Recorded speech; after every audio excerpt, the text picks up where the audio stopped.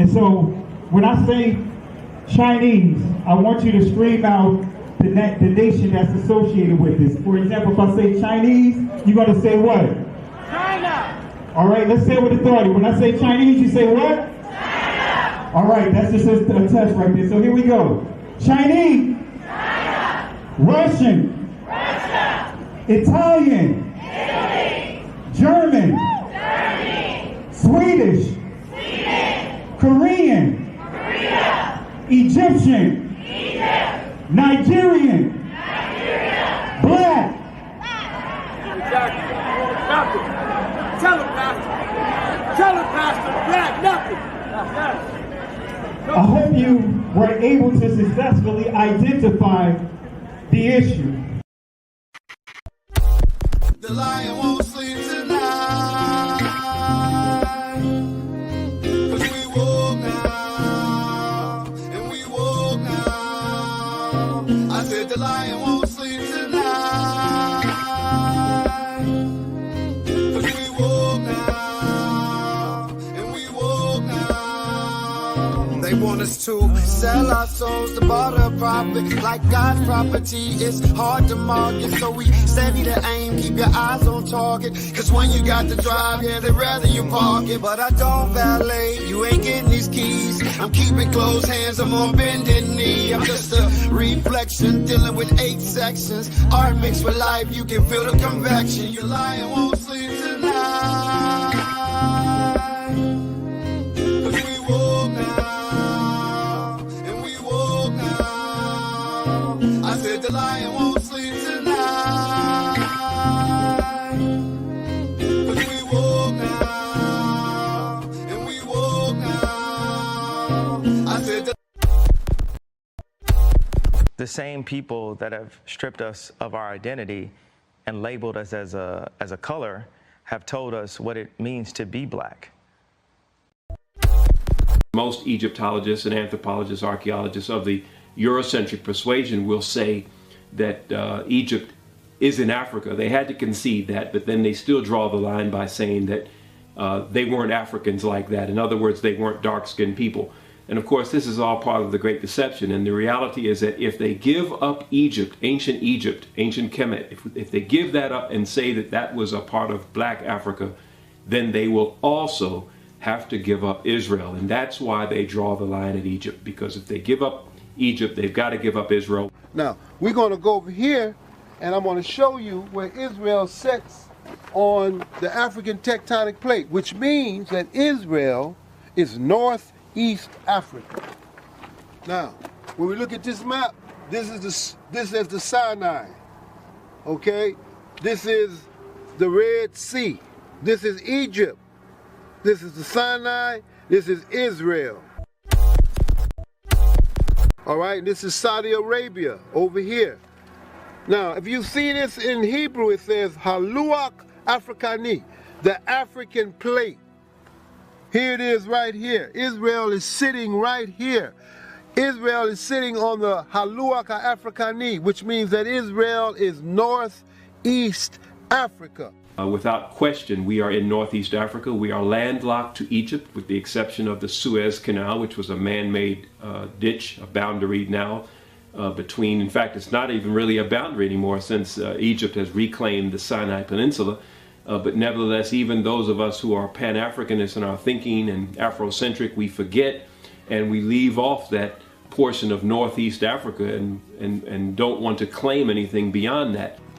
Europeans classified this area as the Middle East, you know, and then since this the Middle East, the other question, where the Middle West, where the Middle North, and where the Middle South? They don't have no geographical terms like that. The same people that have stripped us of our identity and labeled us as a color have told us what it means to be black.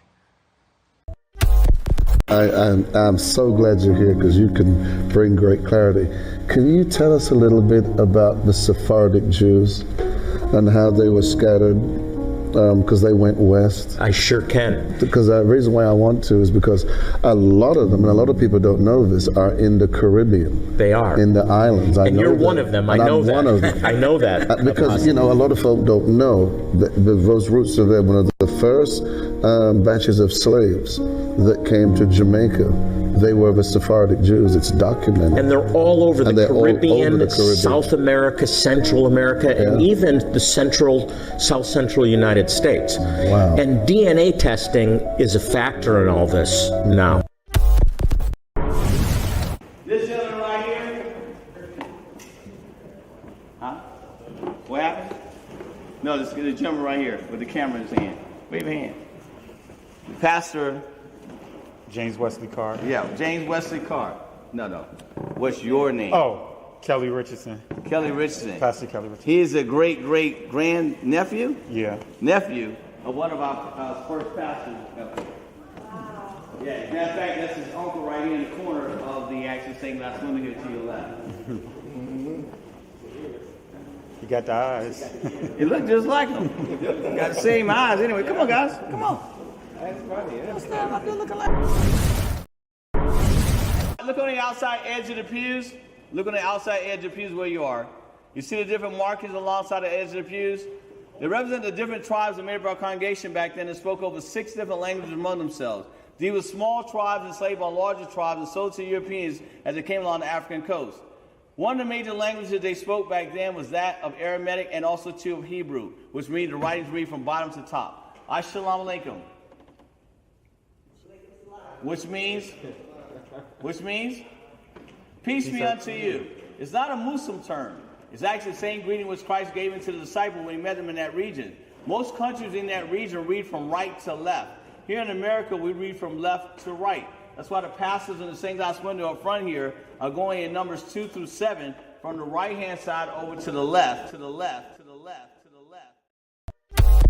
The same people that have stripped us of our identity and labeled us as a color have told us what it means to be black.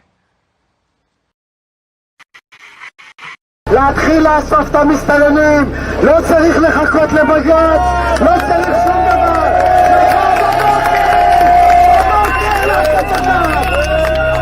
אני רואה חרא מחוץ לבית שלי, יריקות, פסיכופטים, אנשים שרק מחפשים איך לרצוח אותי בעיניים שלהם, אבל אף אחד לא מאמין לנו. אנחנו גזענים כדי לרצות לשמור על החיים שלנו ועל השפיות שלנו. אז אני גאה בלהיות גזענית, אם אני גזענית בשביל לשמור על החיים שלי, אז אני גאה.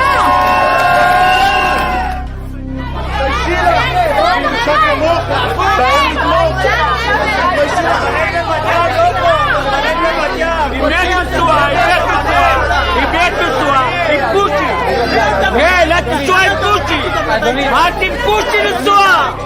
אל תנסוע עם פושי! לכי את והוא! תלכי מפה! תלכי! אל תנסוע עם פושי! לכי! לא מתפעלתם!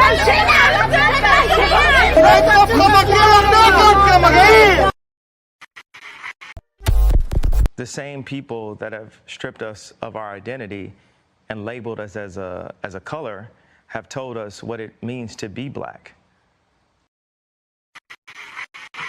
נחשף ביערות בורקינה פאסו של קניבלים נטו. שלום למנהיג השבט קזבובו. שלום עליכם. אברהם יצחק יעקב, יודע עברית, שולחן, חשבונית, קובי פרץ, מותקלס, יבוטאו. מר קזבובו, כולנו כאן בישראל מופתעים ונרגשים נוכח האפשרות שתעלו ארצה.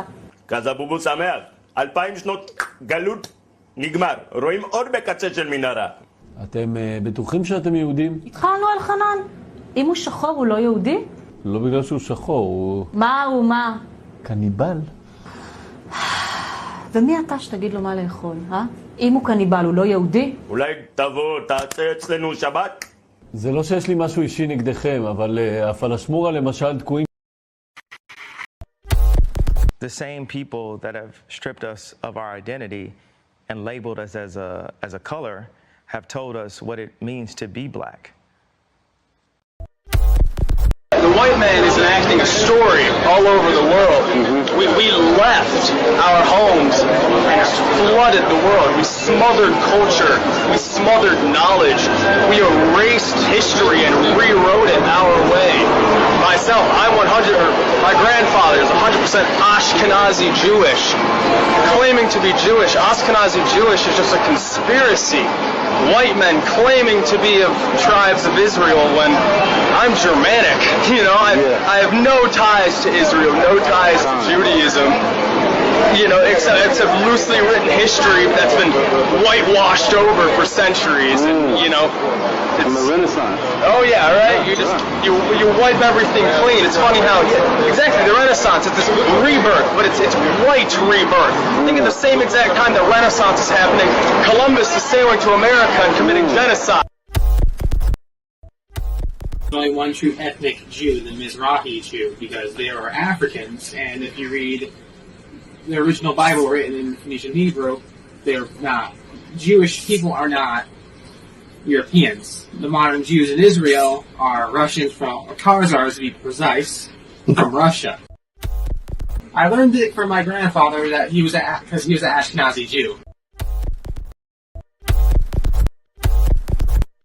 I'm telling you the history about Israel and Egypt and Africa, and they act like them in whole different places. I mean, if I told you Atlanta and Florida was in the South, I'm telling the truth, right? That's the same distance between Israel, Egypt, and Africa. Israel, Egypt, and Africa. Israel, Egypt, and Africa. If I told you... Genesis chapter 11, verse 10 explains the genealogy of Shem. Shem was a black man in Africa. If you repeat this fact, they can't laugh at you. If you repeat this fact, they can't laugh at you. If you repeat this fact, they can't laugh at you. Want to say peace and blessings to everyone. Hope and pray that you guys had a great Shabbat. We had a great Shabbat here, and looking forward to our feast this upcoming week. Look forward to seeing you guys, those that are going to come on out and visit us. Look forward to seeing you guys. Let me adjust my mic up a little bit more. Look forward to you guys, some that are that's going to press out and come and bless and celebrate this upcoming feast days with us. Look forward to meeting some of you guys. Also, we will have it live for those that may not be able to travel the distance to come out and celebrate with us, but we're going to have a great time. There's no cost, everything is free. I don't believe in charging our people to come to celebrate our own birthday party. Even when we used to do church/pastoral anniversary, we never did all the fundraisers that many ministries do. We never had that thing where as though selling plates and all that other stuff, paying this, requiring the members, part of the assembly, to have to pay, to celebrate. So we never had those things in our assembly. Never had those things. We always, anytime we had functions, we open it up to everyone. I think the only time we ever had to charge for a function was like a skating event. And, that's the only time that we ever had to charge for an event. But outside of that, we make it an assertive effort to make sure that the people or the Most High don't have to be charged anything. I mean, people are sowing their money by way of the tithes and offering. So why should they be nickel and dime for everything that they have to? I mean, everything, you know what I mean? But really appreciate you guys. I want to say peace and blessings, and I'm going to get through some of these shout outs here, but we'll do it as we progress here. But I see some names here. I want to say peace and blessings to my sister Ashonda. Family, if you don't know, she has a great channel doing great work for the kingdom, for this awakening. So support our sister here.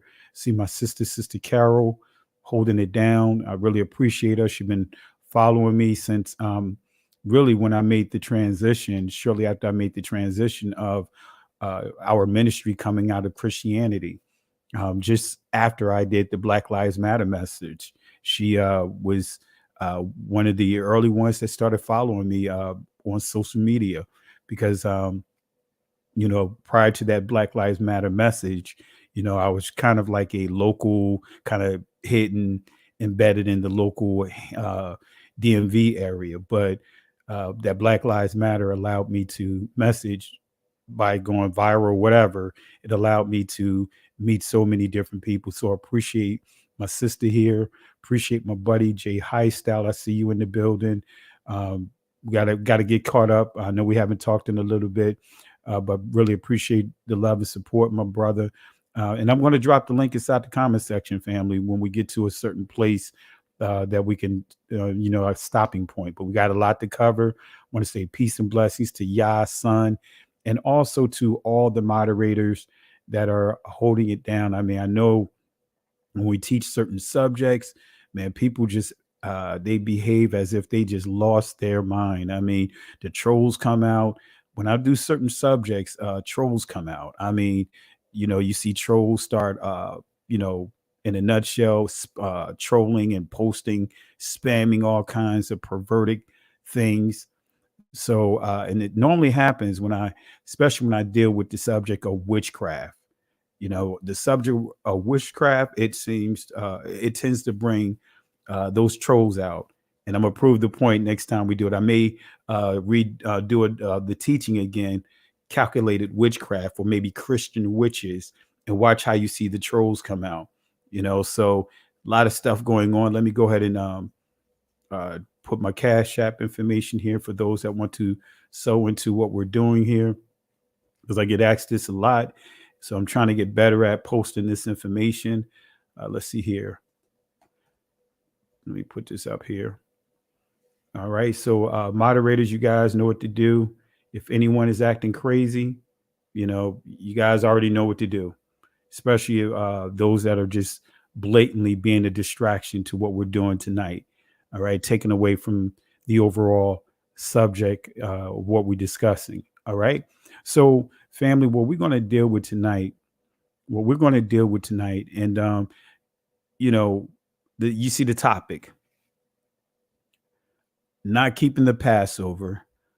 Why? Because I don't have to. I am not keeping the Passover because I don't have to. All right. How many of you guys have heard that before? I'm not required to keep the Passover, right? We're going to cover some of those things. I don't have to keep the Passover because I am not required to. Some of the other things we hear is, we don't have, the temple there's no temple. So we're not required to keep any of the feast days, or we don't have our own land.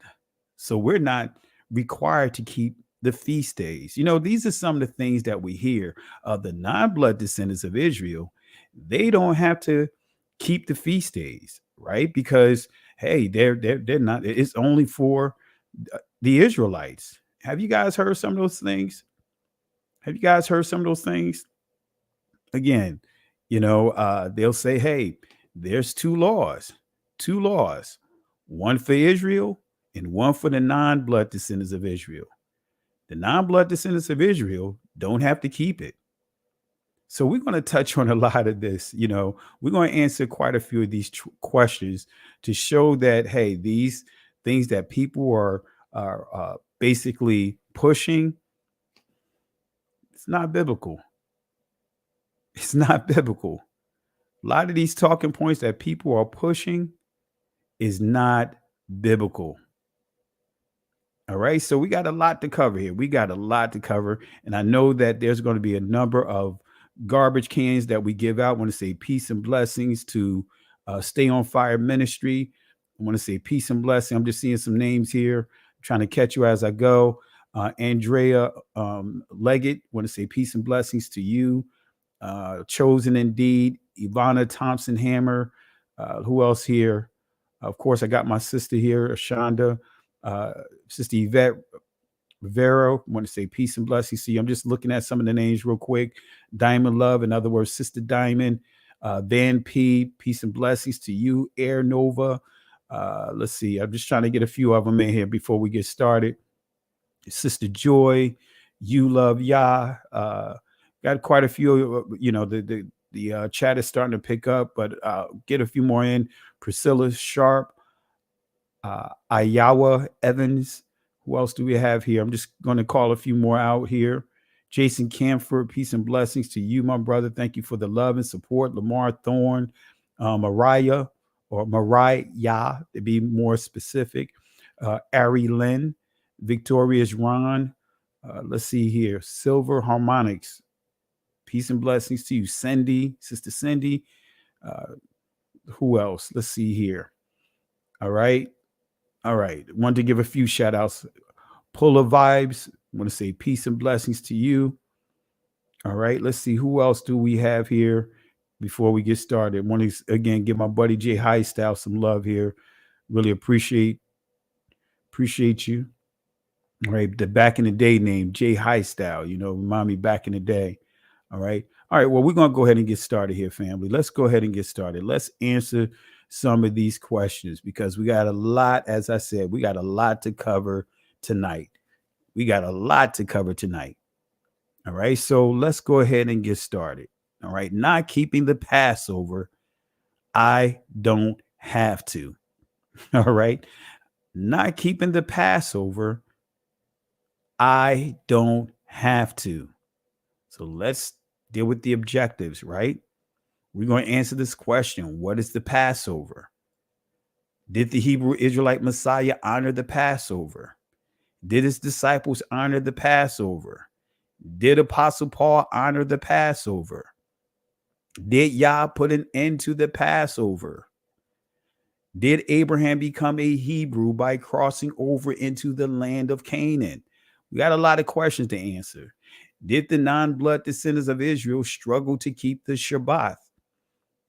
All right, so let's go ahead and get into it, family. We got a lot of questions to answer here tonight. We have a lot of questions to answer here tonight.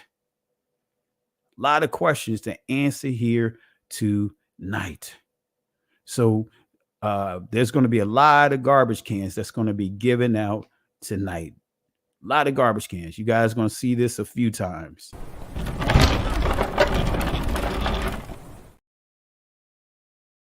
All right. But again, appreciate the love and support. If you haven't, let's get the likes up to 100, at least 100 likes right now.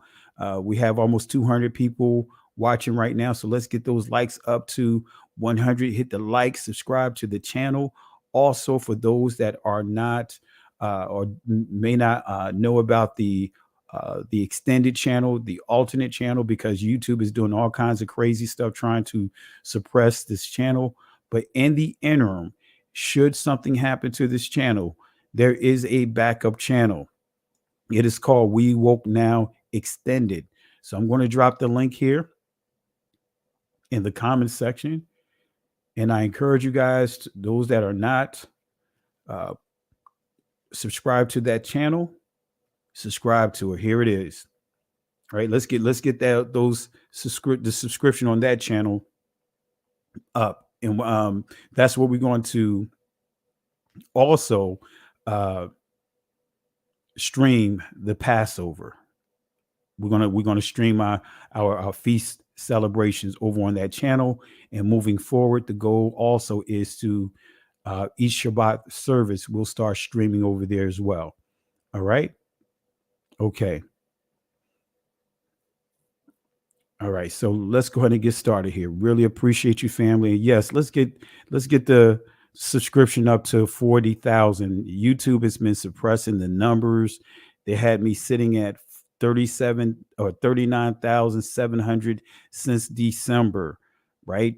Been averaging over anywhere from 1,500 to 2,000 subscribers. Worst case scenario was always 1,000 subscribers subscribing to the channel. But suddenly, right when I dropped the road to Savannah, they put a major halt on the channel in terms of making every attempt to suppress the channel, not sending out the notifications, unsubscribing people. I could go right down the list and have the proof that they have done this, right? They're not sending out any alerts. They are not sending out any notifications. They are actually not accurately showing the views on each video. All right. So it is what it is, right? This is their channel, their platform. So they do whatever they want to do. All right. But let's go ahead and get into it. Don't want to let them take away from the lesson that I want to give here. All right. Acts chapter 13, verse 42 through 44. We're going to answer this question here. Did the non-blood descendants of Israel struggle to keep the Shabbat? Did they struggle? Well, let's answer this question, because, that's what the church will teach. They will teach that, it's impossible. The Shabbat, hey, that's for Israel, but not for the church, not for the non-blood descendants of Israel. So let's go to Acts chapter 13, verse 42 through 44. Let's see what it says here. And when the Judeans were gone out of the synagogue, the Gentiles besought that these words might be preached to them the next Shabbat. You see, Sabbath is the Greek pronunciation of the word Shabbat, right? But we see here, the non-blood descendant of Israel don't appear to be struggling with honoring the Shabbat, because as you see here, they're asking the apostle to teach them on the next Shabbat. And when you study the history, Paul was teaching them for over 2 years on the Shabbat. But yet we are told that, hey, they struggle with honoring the Shabbat. They didn't honor the Shabbat, or they had to, when we get to Acts 15, they was dealing with all the law, statutes, and commandments, when actually they were just dealing with the circumcision. But that's a whole nother discussion. Verse 43. Now, when the congregation was broken up, many of the Judeans and the religious proselytes, wait a minute, religious proselytes, those are converts. When you see religious proselytes, these are converts. Sure doesn't look like the converts had a struggle with honoring the law, statutes, and commandments, because it says religious proselytes. That is someone that's a non-blood descendant of Israel who are now practicing Torah. So it says many of the Judeans, and religious proselytes followed Paul and Barnabas, right? Who, speaking to them, persuaded them to continue in the grace of Yahuwah. So wait a minute. They was getting encouraged, but these are converts here. These are proselytes that was encouraging them along with the blood descendants of Israel. But it didn't stop there. Verse 44. And the next Shabbat day came, almost the whole city together. Let me say that. And the next Shabbat day came, almost the whole city together to hear the word of Yahuwah. So guess what? We got to give a garbage can to anyone that is teaching, primarily those that are in the church, that, hey, it was a struggle for Israel. I mean, not Israel, but the non-blood descendants of Israel to honor the Shabbat.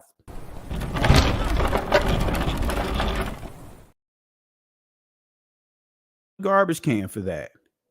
All right. That was pretty easy, right? Easy to knock down. So here's another one. Non-blood descendants connected to Israel are not required to honor the Shabbat. Have you guys heard that one? The non-blood descendants of Israel, don't have to honor the Shabbat. They don't have to honor the commandments. All right. But let's confirm this. The non-blood descendants of Israel that's dwelling among the Israelites that say that they want to embrace the Messiah, say that they want to have a relationship with the Most High, so they don't have to do the things that Israel had to do, even the basic things?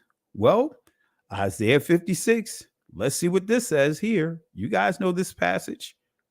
Also, the sons of strangers, right? The sons of stranger that joined themselves to Yahuwah to serve him and to love the name of Yahuwah, to be his servants.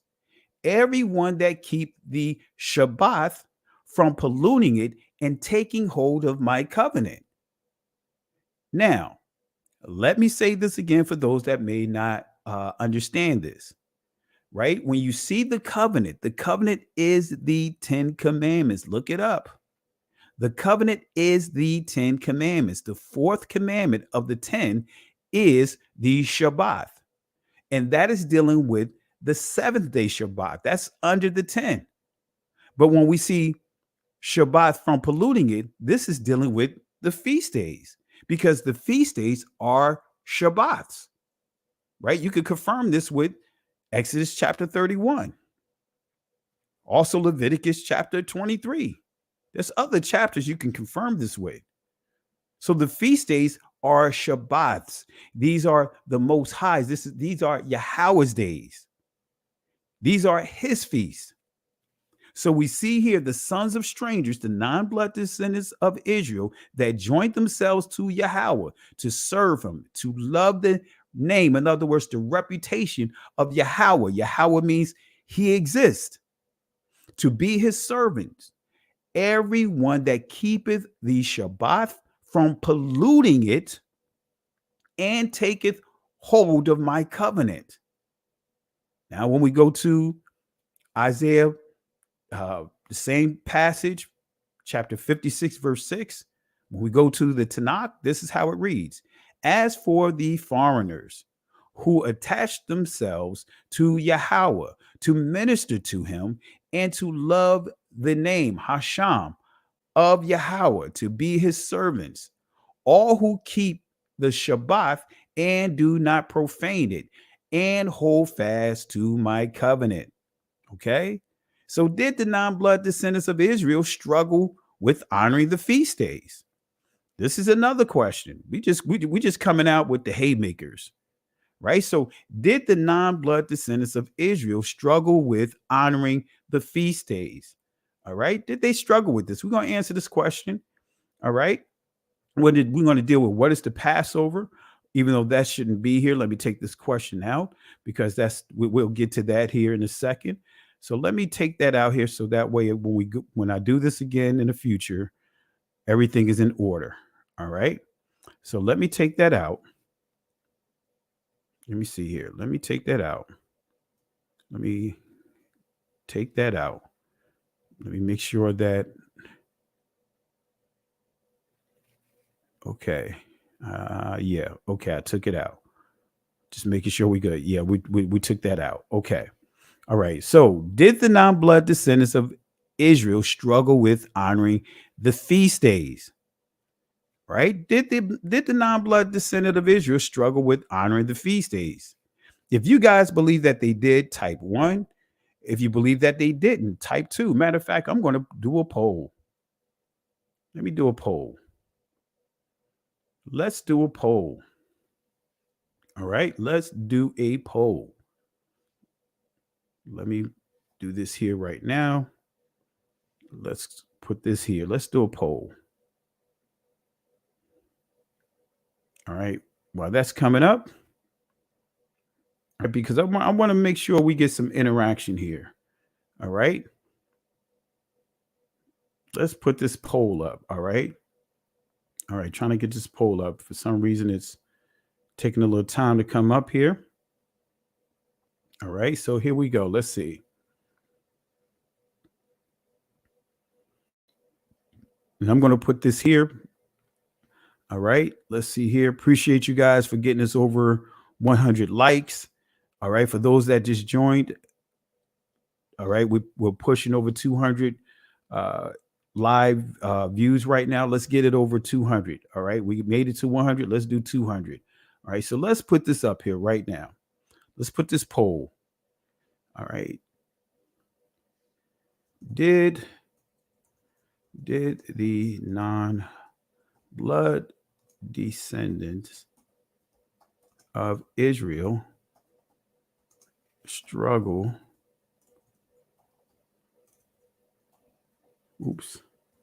with honoring the feast days?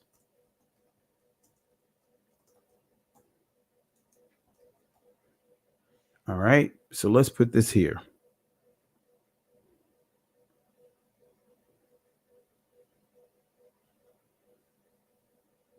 All right. There we go. You have our first poll here. All right. Want to encourage everyone. Let's go ahead and let's vote here. Let's get the participation. Let's get at least 100 responses here. All right. So let's go ahead and deal with this here. But let's see who answered this. All right. Ivana Thomas says she don't have a clue. Understand. Hey, definitely understand. All right. Definitely understand. Octavia Phillips put 2. So that's no. Real Arsenal Sound. No. Andrea Leggett. No. Tysis, excuse me if I mispronounce your name. No. Sharon. No. David Pickett. No. Diamond Love. No. Ayawa. No. So far, looks like it's unanimous so far. Eric Tinsley. No. Kwaba. I think that they took issue. Okay. So, yes. Victorious Ron. No. Van P. No. Appreciate you, sis. Let's see who else. Simka Imuna. No. Alma Miller. No. Donna Jones. No. Esther Agenor. No. Or excuse me if I mispronounce your last name. My apologies. All right. So yeah. So the majority of you guys said no. And you know how we do here. We have to have scripture to line up. We have to have scripture to line up. And looking at the poll thus far, let's see what the poll says. So far, we have 55 votes, and we have almost 80% stating no, voting no. All right. But let's go ahead and answer this question. Let's see what the scripture says. Now, I know this could be a yes and no question because I believe, and the proof is there, those that have converted, right, that didn't want to let go of their cultures, those are the ones that struggled because they began to modify and change the culture of the Israelites and make it suitable for them, right? Those Greeks, those Romans, when they began to convert over, right? Many of them didn't want to let go of their stuff, right? When you start understanding Constantine and those guys. All right. But nevertheless, let's go off of the scriptures here. Those that are dwelling among Israel, right? The non-blood descendants. Let's see if they struggle here. Okay. So did the non-blood descendants of Israel struggle with honoring the feast days? Well, if we go to Acts chapter 2, right, we could read the entire passage and we see non-blood descendants of Israel here. But notice what we see here in verse 10. Phrygia, Pamphylia, in Egypt, and in the parts of Libya about Cyrene, and strangers of Rome, of course, Judah, but also it says proselytes. So we see strangers, these are foreigners, and proselytes, those who have converts, those who have embraced the culture of the Israelites. Right? So I don't even like to say converted because I don't even like to use that word. From a Hebrew perspective, it means to turn back to. So they're not converts because the Most High did not call us to convert to a religion. Shawab or Shaba, right? Convert, right? Means to turn back to or turn to. So I don't like to use it in the tense of like it's a religious thing, like the church today, like Christianity and Catholicism. They teach it as if you're converting to a religion. And that's not the intention of the Most High, especially if you study the James letter to the Israelites. Okay. So we see here, they here, celebrating first fruits. They here celebrating first fruits. They didn't come to, for what is called today, celebrated in the church today, far as the day of Pentecost, even though Penti 50, right? So they are here to honor a major feast day. They didn't struggle. I don't see anything that says that they were struggling. Okay, so here's another thing, because there is a requirement when it comes to honoring the Passover. There are requirements. And here's one of the requirements. Circumcision is required to honor the Passover. Right? Guess what? Every man, especially a blood descendant of Israel, is required to be circumcised. Now, let me make it clear. Almost sounding like Obama, right? Let me make this clear. All right. Let me make this clear that circumcision doesn't determine whether or not you are an Israelite. Let me say that again. Circumcision does not determine whether or not you are an Israelite. What circumcision is, as when you read up on it, Genesis chapter 17, you will see that circumcision, Abraham, his entire household, blood descendants of him, those within his lineage, and those that was non-blood descendants of Israel, they all had to be circumcised, those that lived in this household. Circumcision is a token. In other words, signs, proof, evidence that Abraham and all the men are embracing the covenant. All right. So circumcision is required for the blood descendants of Israel. It's required. And for the non-blood descendants of Israel that want to honor Passover, honor the feast days and those things, you have to be circumcised. So, but let me give you scripture to confirm this. All right. I'm not going to go into the depths of circumcision. I'm just going to cover a little bit of it, but this existed before Moses.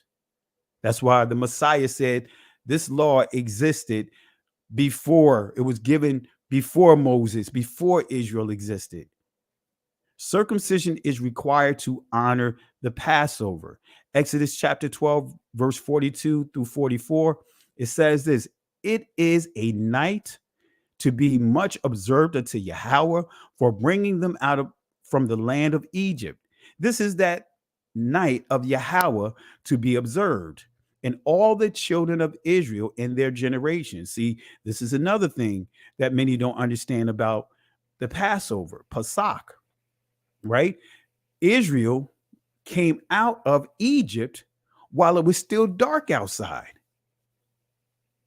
Not while it was during the daylight, right? Just like the Messiah, when the Messiah was taken. It was in the evening. It was in the night. All right. So it says here, this is that night of Yahuwah to be observed of all the children of Israel and their generations. Verse 43, and Yahuwah said unto Moses and Aaron, this is the ordinance of the Passover. In other words, the laws, the instructions of the Passover, right? Because you have commandments. The 10 commandments is the covenant. Now, when we start getting into the laws or ordinance or statutes, they are instructions teaching you how to carry out the 10 commandments. So this is the ordinance of the Passover. There shall no stranger eat thereof, but every man's servant that is brought for money, when thou hast circumcised him, then shall he eat thereof. Then when we skip down to verse 48 and 49, notice what it says here. And when a stranger shall sojourn with thee, and will keep the Passover to Yahuwah, let all his males be circumcised, and then let him come near and keep it.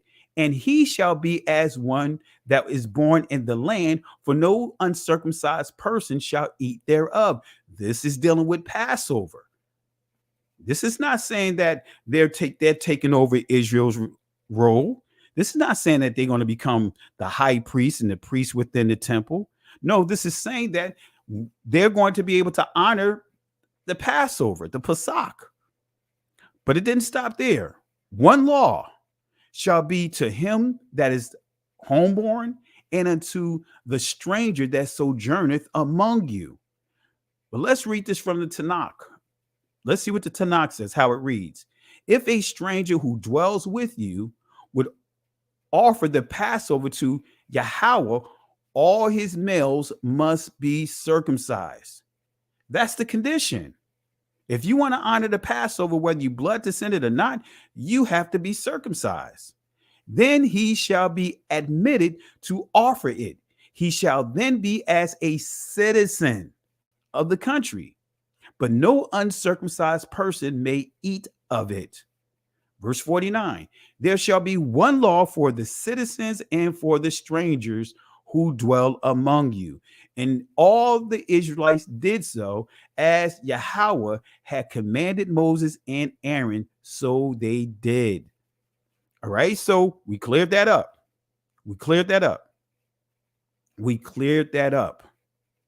So let's go to the next thing, the Passover.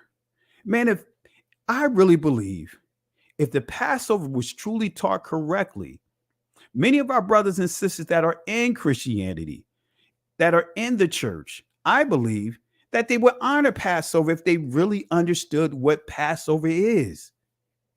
See, many of them don't even understand the Holy Communion per se. That is actually, it comes from the Passover. When they say the Last Supper, well, guess what? The Last Supper is the Passover. That's them honoring Passover. That's the Passover. When the Messiah said, do this in remembrance of me, he's saying when you do the Passover, when you honor Passover, do it in remembrance of him laying down his life. All right. So what is the Passover? What does it mean? Well, let's go to the Hebrew word, Pasach. That's the ancient Hebrew word, Pasach.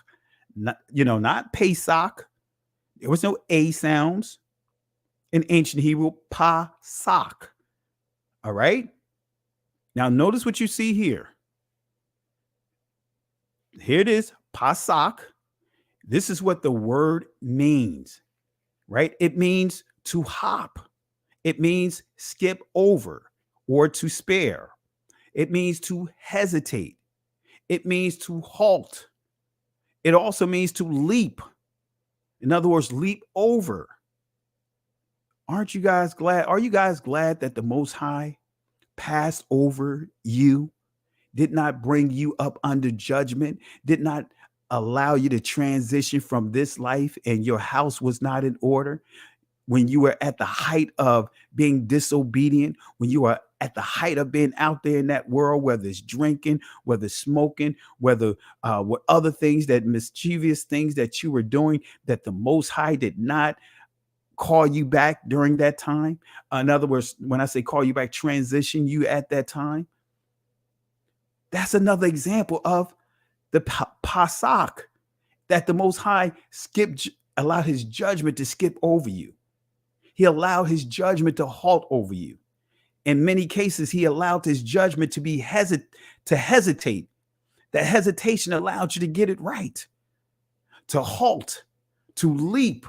That's what a Pasach means. When you follow his instructions, this is what's going to happen. But in our ignorance, the Most High covered us. In many cases, because someone took the time out to pray for us. Someone interceded for us. And the Most High, because of their consistency, said, I'm going to honor your prayer for that person that interceded for you by not allowing you die in the height of your ignorance. Come on, family. Come on, family. We all experienced this Passover, even though we didn't have no clue about it. We experienced it. All right. So each ancient Hebrew letter is going to give a key understanding to the Passover. So let's break it down real quick. This first letter is the Pa. It means mouth. It means mind. It means command. It means instructions. These are some of the words that you see that this word Pa transliterates to. So as you see here, mouth, instructions, command, mind, word. So when Paul says, let this mind be in you, that is in Christ Jesus, or Yahuwah Hamashiach, he is saying, let the words that come out of your mouth be in alignment with the word, the living word.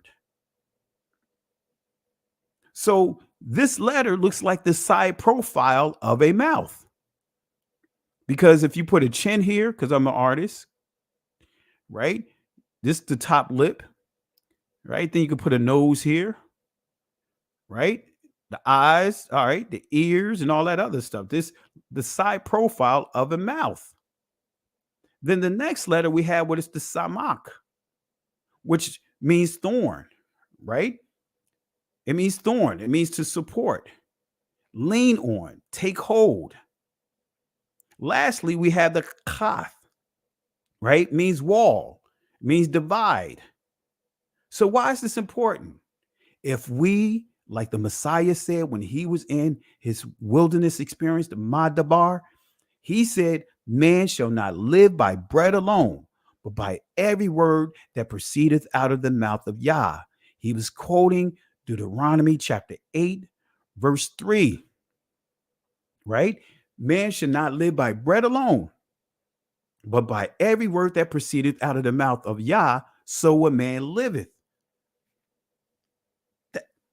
That's the law, statutes, and commandments. The law, statutes, and commandments is the word of Yah, the instructions from Yah. So if we follow his words, his instructions, his command, we allow that to become our, as we see here, support system and also our protector.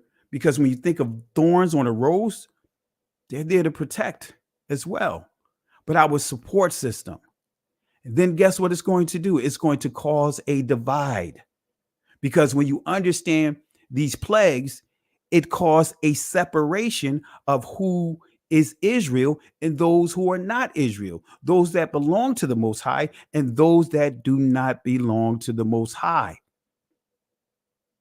See how we just that quick, we defined this word, gave clarity to the word Passover or Pasach. Just that quick. Very simple, family. So let's continue here. Let's continue. All right. What is the Passover? Well, I explained it to you, right? I gave you the definition, but let's explain it real brief. A very brief description. The Passover or Pasach involves both the judgment and deliverance of Yah. The Passover or Pasach is one of the most significant days in Israel's history. It is so significant that Hamashiach and his disciples honored this historical bookmark in the history of Israel. So guess what? I already answered the question, but did the Hebrew Israelite Messiah honor the Passover? Absolutely. Luke chapter 4, verse 15 to 16, he was raised. He was to honor the Passover. Joseph, Mary, they honored Passover. Verse 15, and he taught in their synagogue, Quahal, being glorified, kabod of all. And he came to Nazareth, where he had been brought up. And as his custom was, he went into the synagogue on the Shabbat day and stood up for to read. So we see that he honored the customs. He honored the feast days. Verse 41. Now his parents went to Jerusalem every year at the feast of what? The Passover. And when he was 12 years old, they went up to Jerusalem after the custom of the feast. Now we already proved When you go to John chapter 12, we taught this earlier. John chapter 12, we see that the Messiah, they're doing what? Preparing to honor the feast and also honoring the feast. But there we see what the church tried to change to being, excuse me 1 second, let me clear my throat. Sorry about that, I had to clear my throat. But the church teach Palm Sunday. Palm Sunday is an absolute lie. Actually, it's the Shabbat, but it's not a Palm Sunday. There's no such thing as a Palm Shabbat. What they were celebrating, that Shabbat, they were selecting the lamb on the Shabbat. That was a Shabbat. All right. But again, they were not celebrating or honoring Palm Shabbat or Palm Sunday. They weren't doing none of those things. They were prepared to what? Honor the feast. Okay. So then Hamashiach and his disciples honored the Passover. Well, I answered the question, but I'm going to give scripture. Matthew 26, verse 17 and 18. Now, the first day of the feast of unleavened bread, the disciples came to Yahuwah, saying unto him, where wilt thou that we prepare us for thee to eat the Passover, Pasach? And he said, go into the city to such a man, and I will say unto him, the master saith, my time is at hand. I will keep Shamar, the Passover, Pasach, at thy house with my disciples, Lamad. So they honored Passover together. Here's the next question. Did Apostle Paul honor the Passover? Did Apostle Paul honor the Passover? Did Apostle Paul honor the Passover? Well, guess what, family? We're going to answer this question. Acts chapter 18, verse 21. Let's see what Acts chapter 18, verse 21 says. This is Apostle Paul's words.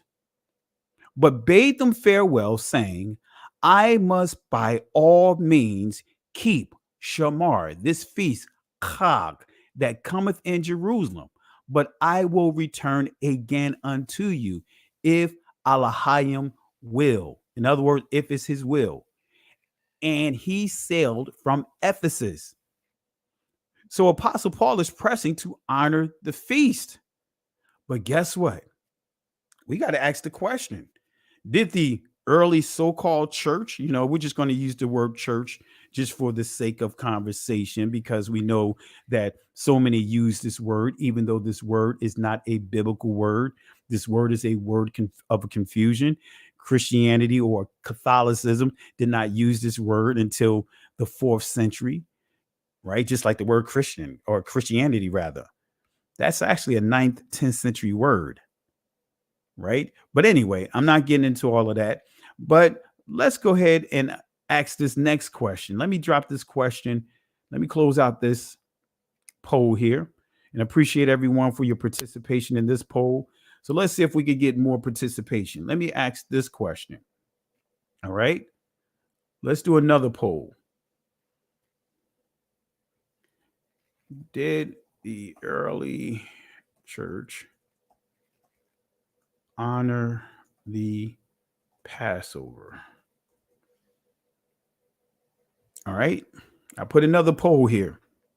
All right. Let's see if we could get at least 100 votes here participating with this poll here. All right. So let's see what we have here. All right. Right now, let's see if we have, let's see where we are. All right. We got 5 votes. Come on, family. Let's get at least 100 votes. We got more than enough people to be able to get at least 100 votes here. Whether you know it or not, I should have put an extra one there. Like, I don't know, but we're going to deal with it. Okay. Someone said we are not getting the polling over here. Okay. That's probably why. I'm not sure. It's a YouTube thing. Sorry. Apologies, Victor Weekly. Apologies. All right. So, but that's the question. Did the early so-called church honor Passover? All right. Did they honor Passover? All right. The extended channel doesn't have the poll. Okay. I have to work that out because I can't be logged in on both. Matter of fact, maybe the next time we do a live, I have two different browsers going on. All right. So if those that are on We Woke Now extended channel, I'll make sure the next time we go live, I'll have the poll. I have two browsers open so that way we can manage both over there and over to on the main channel. All right. So my apologies. I didn't think about that of using two separate browsers. All right. But so far, 86% says yes. 86% says yes, while 16% says no. All right. So we're going to answer this question. We are going to answer this question. What was the ethnicity of the assembly of Corinth? That's a good question, right? But let's deal with Corinth. Let's deal with Paul's letter to the assembly of Corinth. Let's see what they say. Also, we're going to answer the question, did they need a blood sacrifice? Because, that's what many within the church will come up with this really try to get you with this gotcha talking point or question. Well, hey, if you're saying that you honor the law, statutes, and commandments, where's your sacrifice? Come on, family. Then you're going to have to ask Paul the same question. Because let's answer this question. Did they need a blood sacrifice? Well, let me show you here. 1 Corinthians chapter 5, verse 7 and 8. Notice here, starting at verse 7, purge out therefore the old leaven. Wait a minute, old leaven, that's dealing with the feast of the unleavened bread. So Apostle Paul is teaching the feast of the unleavened bread, and he's teaching the Passover. Purge out therefore the old leaven, that ye may be a new lump, as ye are unleavened. For even Mashiach, our Passover, in other words, the Passover lamb, the sacrifice, as it says here, our Passover is sacrificed for us. But notice what it says in verse 8. Therefore, let us keep Shamar, the feast, Chag, not with old leaven, neither with the leaven of malice, because there's a lot of people that's honoring these feast days that have malice in their heart, have a lot of hatred in their heart.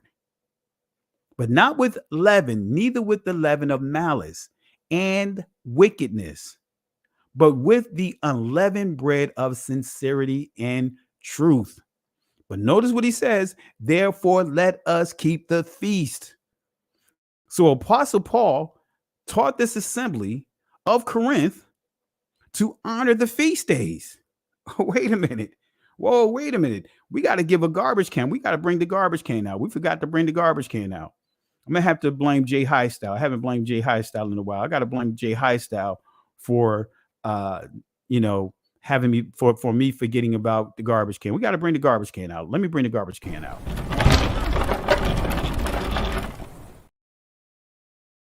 We're going to have to give it a 3-piece too. We got to give it a 3-piece.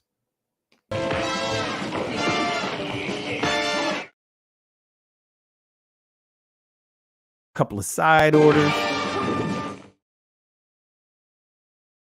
I'll give it a couple of side. Of course, we don't want them to eat in our house. We want them to take their order to go. So let's give them their order to go.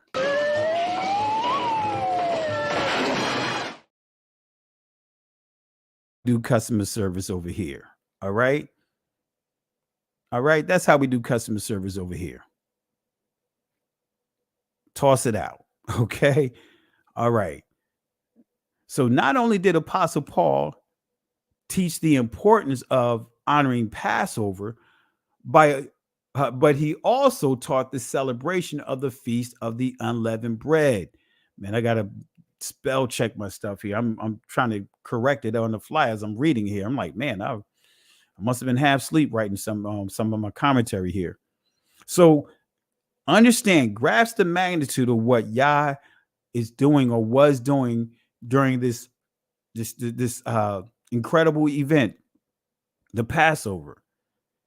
Yah want to make sure that Israel understand that he have a plan to save and deliver his people, all of us. Yah have a plan to judge the evil and the brutal Egyptians, those that have us in this captivity, while protecting his people, every last one of them. Yah have a plan. He has a plan to show the importance of the blood of the Passover lamb.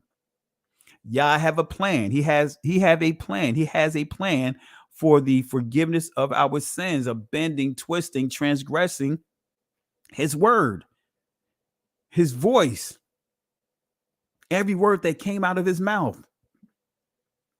Every sin, Hamashiach would be willing to take upon himself. So now when we go to Exodus chapter 12, verse 1 and 2, right? Notice what it says here. And Yahuwah spake unto Moses and Aaron in the land of Egypt, saying, this month shall be unto you the beginning of months. It shall be the first month of the year to you. Right? Because Egypt celebrated their New Year's, which is the equinox, the spring equinox. The Babylonians, the spring equinox. The Romans, the spring equinox. The Greeks, the spring equinox. The Assyrians, the spring equinox. That was their New Year's.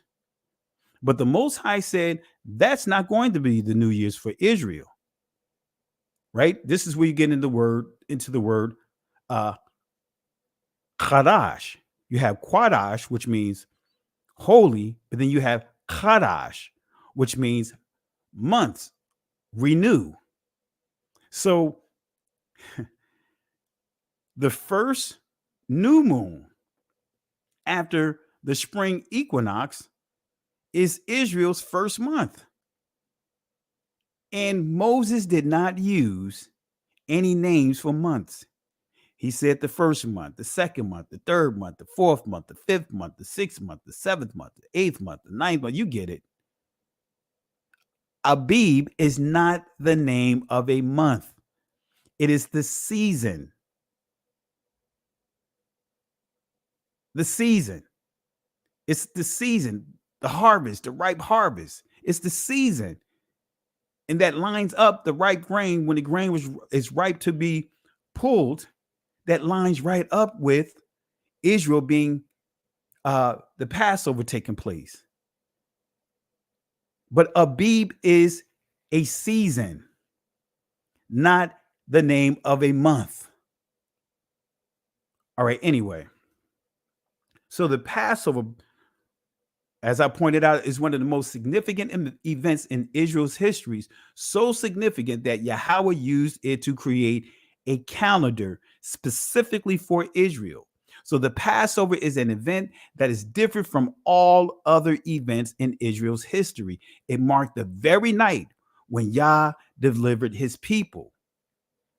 So here's another question, another comment we hear.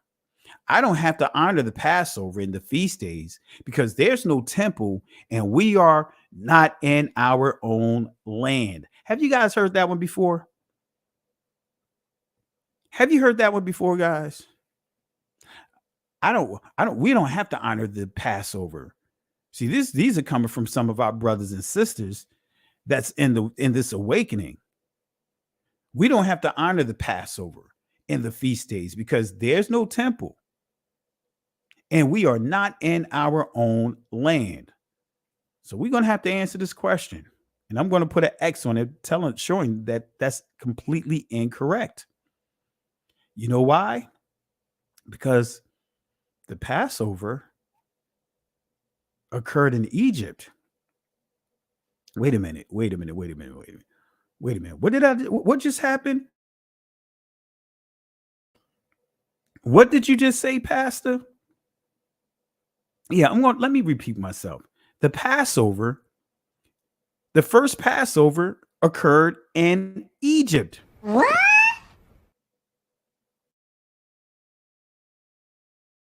Let me say it one more time. The initial Passover occurred in Egypt. What? The second Passover occurred in the wilderness, Madabar. What? Israel got in trouble. That generation could not see the promised land. So for over 38 years, all the feast days were honored in the wilderness. What?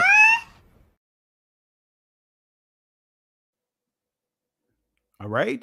So I'm going to say that again, family. I'm going to say that again. Give you a dose of truth. All the feast days were honored outside the temple, outside of Jerusalem, outside of Israel initially, before they had all these things. All right. Okay. Now, let's go to Exodus chapter 5, verse 1 and 3. Why is this important? Why is this important? Let me show you here. Let me read it to you. Exodus chapter 5, verse 1 through 3.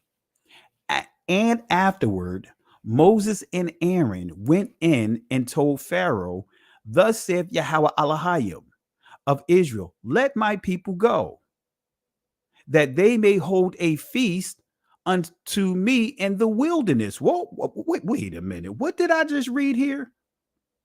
What did I just read here? Let me read it again. Let me read it again. Let me read it again. I hope you guys caught this. Some of you guys probably saying this. What? Because this is not the Passover. That didn't exist yet. It says, and afterward, Moses and Aharon went in and told Pharaoh, thus saith Yahuwah Elohim of Israel, let my people go, that they may hold a feast unto me in the wilderness. And this is the word is spelled backwards. For some reason, my fonts came in backwards, as you see here. It's not Rabadam. It's actually Madabar is backwards here. Sometimes it does that when I'm pulling these words in and the actual Hebrew in to these presentations. All right. So again, let my people go, that they may hold a feast unto me in the wilderness. What? In slow motion. It's been a while since I did slow motion, right? With slow-mo with you guys. Let's do it in slow motion. Let my people go, that they may hold a feast unto me in the wilderness. For the people in the back. What?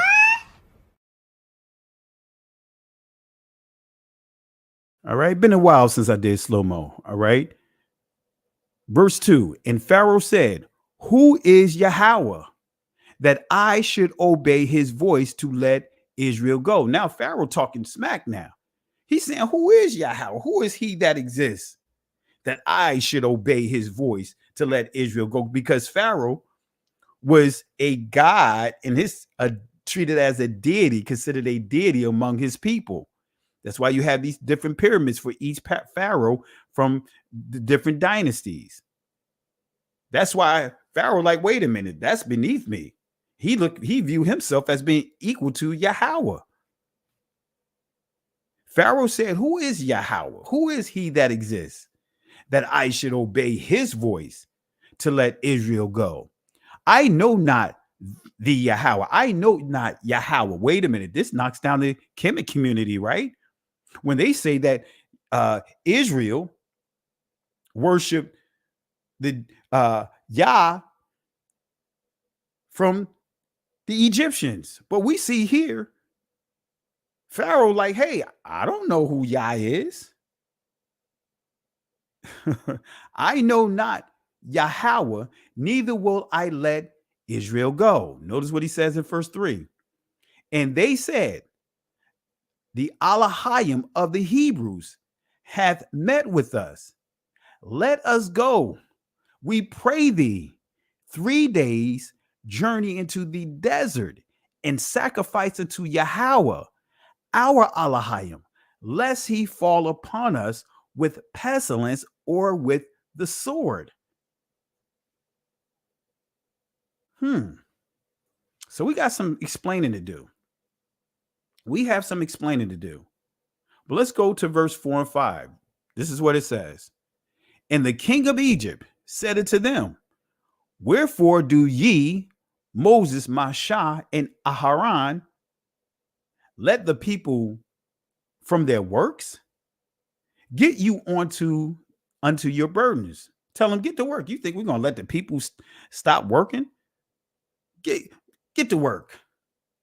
And Pharaoh said, behold, the people of the land now are many, and ye make them rest.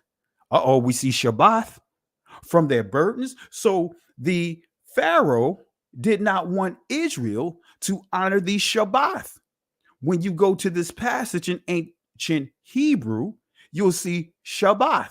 So Israel was trying to honor the Shabbat, even in Egypt, and Pharaoh would not allow them to honor the Shabbat. We see it right here. We see it right here. Israel was trying to honor the Shabbat, but Pharaoh would not allow them to honor the Shabbat. The feast days, they are Shabbats.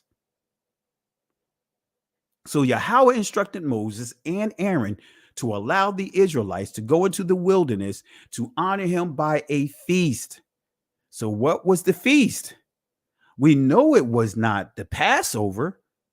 We know it wasn't the feast of the unleavened bread, because those didn't exist yet. Now we got a question. We got a serious question that we have to answer now. What is the feast day that they were trying to answer? I mean, it's not answer, but honor. What is the feast day that the Israelites are pressing to honor? That's a serious question. What is the feast day that the Israelites are trying to honor? We have to answer this question. And guess what? We are going to answer this question. We are going to answer this question. Let's go ahead and let's get it going. All right. Let's go to this pseudo-graphical or graphical, or pyrogryphal, excuse me for butchering the word. But let's go to this, the book of Jubilees, right? Chapter 16, verse 19 through 21.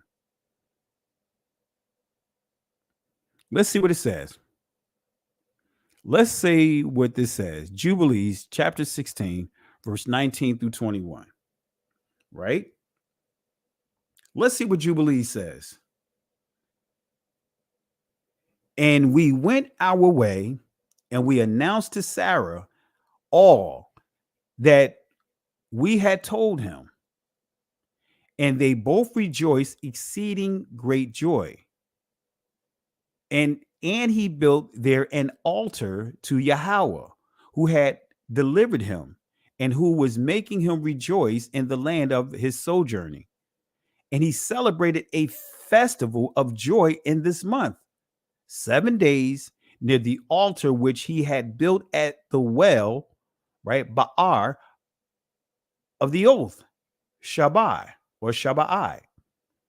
Okay.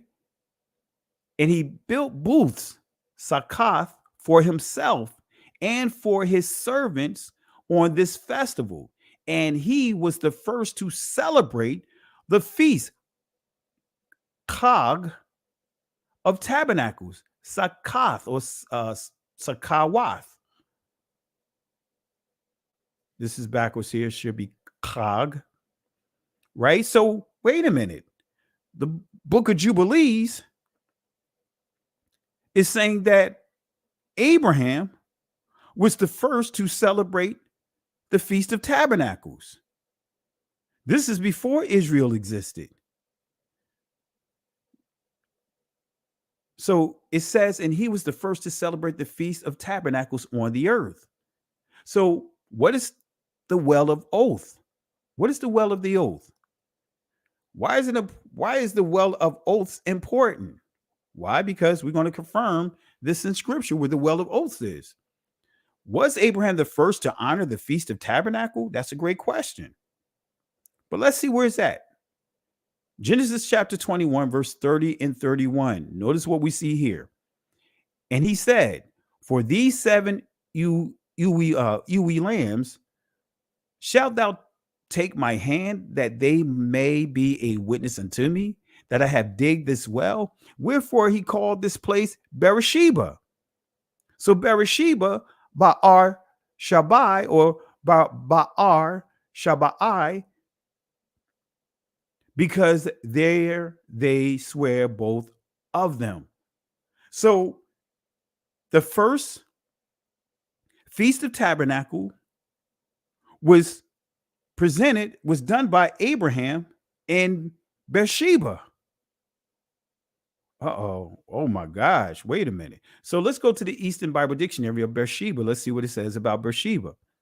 It says well of the oath, or well of 7, a well dug by Abraham. And so named because he and Abimelech here entered into a compact. On reopening it, Isaac gave it the same name. And we see scriptures here. It was a favorite place of abode of both of these patriarchs. So we see that Abraham dwelt in this place. So you know he had to do some sacrifices here. And we see his son Isaac is in the same place. When you study Jacob, you see a history of this, right? So Abraham named the place where the covenant was sealed Beersheba, right? The Hebrew dictionary definition of Beersheba says this: well of an oath. Beersheba, just confirm what we read with the Eastern Bible Dictionary, right? When we go to Beer, right, or Ba'ar, it means to dig, engrave, to explain, declare, plain, make plainly. So when we see the Hebrew definition of Sheba, this is just giving you more of an in-depth definition of this. Sheba or Shaba, y'all see Shaba or Shabai, it says to be complete, repeating a declaration 7 times, charged by an oath with an oath, take an oath. So Abraham was memorializing his commitment by naming the place where the commitment was made. Every time he thought or heard of the place Beersheba, he would remember his commitment and renew it before Yahuwah. Abraham's son Isaac reopened and rededicated this place. And when we go to Genesis chapter 26, starting at verse 30, we confirm this. And he made them a feast, and they did eat and drink, and they rose up betimes in the morning and swear one to another.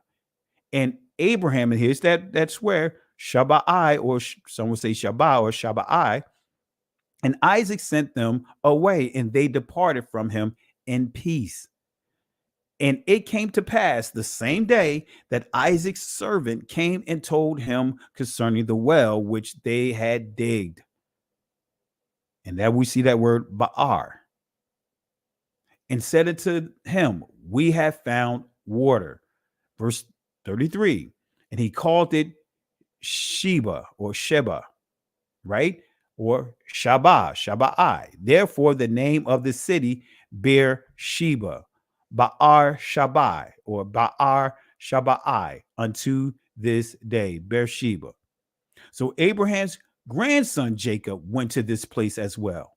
Genesis 28, verse 10 and 11. So we see this is a very special place.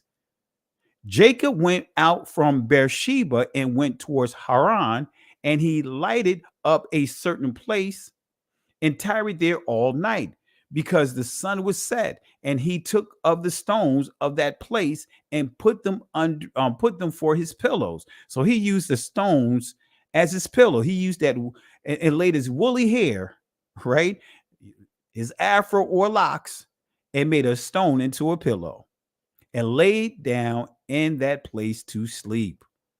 So this is pretty much giving you an illustration here. We see Beersheba at the top, right? We see Beersheba at the top, right? So when we look at here, we see Beersheba. This is giving you a path here. Just give you an illustration of what we just read. Beersheba, Haran. All right. Okay. So Jacob returned to Beersheba en route to Egypt. Genesis 46, verse 1 through 4. Notice what it says. And Israel took his journey with all that he had and came to Beersheba and offered sacrifices unto Elohim of his father Isaac. Wait a minute. So we know that Jubilee says that Abraham was the first to have a feast to honor the Feast of Tabernacle. But then we see that his son was there. We see his grandson is there. And what is Jacob offering? What is Israel offering here? They're offering sacrifices. They're offering sacrifices. It says, and offer sacrifices unto Elohim of his father Isaac, the Most High of his father Isaac. And Elohim spake unto Israel in the vision of the night and said, Jacob, Jacob. And he said, here am I. And he said, I am Elohim, the Elohim of thy father. Fear not to go down into Egypt, for I will there make of thee a great nation. I will go down with thee into Egypt, and I will also surely bring thee up again. And Joseph shall put his hand upon thine eyes. So we see here the Most High made a promise to him in this place. So the feast day, the tabernacle, the Feast of Booths, the Feast of Booths. So we just answered another major question here. The feast days existed before. They were already in existence. A feast, the tabernacles already existed. Israel was already trying to honor the Feast of Tabernacles. They were already trying to honor the Feast of Booths. They were already desiring to honor the Shabbat. And Pharaoh did everything that he could to stop them from honoring the Shabbat. Come on, family. Can't make it any plainer than this. Can't make it any plainer than this. Yeah, Black to my roots, the feast of Yahuwah, all the feasts are Yahweh's.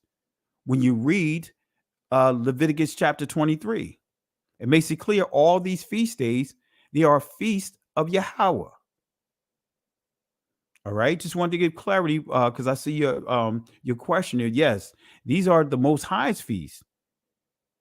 All right, so Leviticus chapter 23, you can read that as well, and that gives you confirmation. All right, so we just proved that Abraham was honoring tabernacles. That means Isaac honored tabernacles. That means Jacob honored tabernacles. And of course, Israel, that's what their desire was, to honor tabernacles. So apparently with this new Pharaoh in place versus the old, I'm sure the old Pharaoh allowed them to honor tabernacles, but the new Pharaoh that took over said, nah, that ain't happening. Put a halt to all of that. All right, family. So we got one more question we're going to answer here. Then I'll drop the link inside the comment section. Did Abraham become a Hebrew by crossing over into the land of Canaan? Right? The ancient Hebrew pronunciation of this, Ibarya. In the Israeli, many would say Ibri or Ivri, right? But Ibri, right? So did Abraham become a Hebrew by crossing over into the land of Canaan? This is another one I have to answer the question of, because when people teach this, right, and say this, they make it as if being a Hebrew Israelite is a fraternity, a secret society. Like Abraham, this is his last part of his initiation, so he became a Hebrew when he crossed over. That is absolutely incorrect. He didn't become a Hebrew, he was born one.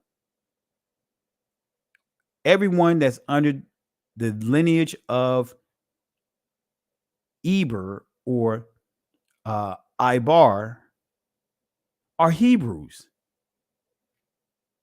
Yes, Esau was a Hebrew. Yes, Isaac was a Hebrew. Not Isaac, but Ishmael. All right. Let's get proof here. Exodus chapter 12, verse 23. It says here, for Yahuwah will pass through Ibar to smite the Egyptians, and when he seeth the blood upon the lintel and on the two side posts, Yahuwah will pass over Pasak, the door, Pathak, and will not suffer the destroyer to come in unto your house to smite you. So Yahuwah will pass through, right? And when we go back here, Yahuwah will pass through Ibar, okay? So pass through is also the name of the father of the Hebrews, Ibar. Let's go to Genesis chapter 10, verse 25. His name means Passover. So, and unto Eber, Ibar, were born two sons. The name of one was Peleg, for in his days was the earth divided, and his brother's name Joktan. And when we understand Eber, he lived during the time of Nimrod, right? And he, as you can see, chose, by the way, when we look at his sons, that he chose not to go the way of Nimrod. But anyway, the Hebrew definition of Eber or Ibar, name of two patriarchs. But notice what it says here, the region beyond. All right, the region beyond. The Eastern Bible Dictionary of Eber, notice what it says here. The third post-Diluvian patriarch after Shem. He is regarded as the founder of the Hebrew race. He is regarded as the founder of the Hebrew race. Even though I don't like to use that term race, right? That's a 17th, 18th century construct. But anyway, Josephus gives some comments about Eber. He says this, and his son was Heber or Eber or Ibar, from whom they originally called the Jews Hebrews, or I don't like to get into all of that, but anyway, I'm not gonna get into the particulars as far as with the names. I like to say Judah. I don't like to use the word Jew, but anyway, from whom they originally called Israel Hebrews. That's what the proper context. But anyway, Heber begat Jotan and Phaleg. He was called Phaleg because he was born at the dispersion of the nations to their several countries. For Phaleg among the Hebrews signifies division. I will now treat of the Hebrews. The son Phaleg, whose father was Heber, was Ragu, whose son was Serug, to whom was born Nahor. His son was Terah. All these are Hebrews, who was the father of Abraham, who was accordingly was the 10th, in other words, generation from Noah. Right, so Abraham, Hebrew, Noah, Hebrew, and was born in the 292nd year. All right, so Eber comes from the primitive root word that means pass through. The Hebrew word ibar also means crossover. So when we go to the primitive root word, notice what it says: ibar, to cross over, alienate, alter, beyond, bring over, bring through, carry over. Okay? Come, overcome, come on, come over, deliver, pass. So many teach that Abraham did not become a Hebrew until he crossed over, and that's incorrect. Genesis 14 and 13, right? And this is where many take out of context. And there came one that had escaped and told Abraham, the Hebrew. Come on, family. He did not become a Hebrew. So the Hebrew definition of Abram, right? Here we go. High father, exalted father. All right. So we see that he is considered to be a patriarch. Okay. So Abram means high father. Here's the definition of high father, right? Let's go to the dictionary.com. Let's see what it says here. High father. It says a respected, high-ranking male elder, leader, a patriarch, a forefather, a grandfather. So he is a leader. He is a patriarch. So Abraham was a forefather, a patriarch, right? So we see that Abraham's name was changed. It went from Abar Ram to, which, I'm not going to break down each letter. So it's Ibar Ram is his initial name, or some would say Abram, but his name was changed when we would go to Genesis chapter 17, verse 5. Neither shall thy name any more be called Abram. By thy name shall be called Abraham, Ibar Raham, or Ibar Ham, right? Ibar Ham, or Abar Raham. For a father of many nations have I made thee. All right. So, but thy name, Sham, shall be Abraham, right? Ibar Raham. Okay. And we see that here. Father of a multitude. Okay. So this is what the Most High did. He changed his name. We stretched it out. So he added a Ha. Ha, fifth letter of the Hebrew Aleph Bayath, which means reveal. Right? It means to reveal. So we stretch this out. We also, at the same time, debunk the Kemet community. And we have some among this awakening that try to say Abraham is both Shemitic and Hamitic because of his name, Ibar Ham. Family. Ham's actual name is Ham, not Ham, not Ham, is Ham. There's a kath there in the Israeli language, chet, not a ha. So just this alone will completely knock down that argument. Abraham wasn't mixed with the Hamitic people. Ibar Ham, but we see here, not Ibar Ham. All right, so I just want to make sure we understand that. Okay, right? These are just giving you the meaning of the letters, not going into all of this right now. And just to my point, you see the Hebrew definition of Ham, right? Let's see how it's pronounced here, right? Notice how they have it here. Now, of course, they have a Ham here, which is off, right? But if we go to the ancient Hebrew, you'll see a Ka here, right? They, many, they, them, these, they, right? This is the portion of Abraham's name, right? We see him, Abraham, right? That's what it's trying to say it's pronounced. But anyway, so Ham means they, them, many in this text. Ham, not Ham, but Ham means they, them, many, right? So the meaning of Abram, right? Abar Ram is high father. That name was changed to Ibar Ham or Ibar Raham which means the father of them. Who's the them? The father of them, right? He's the father of them.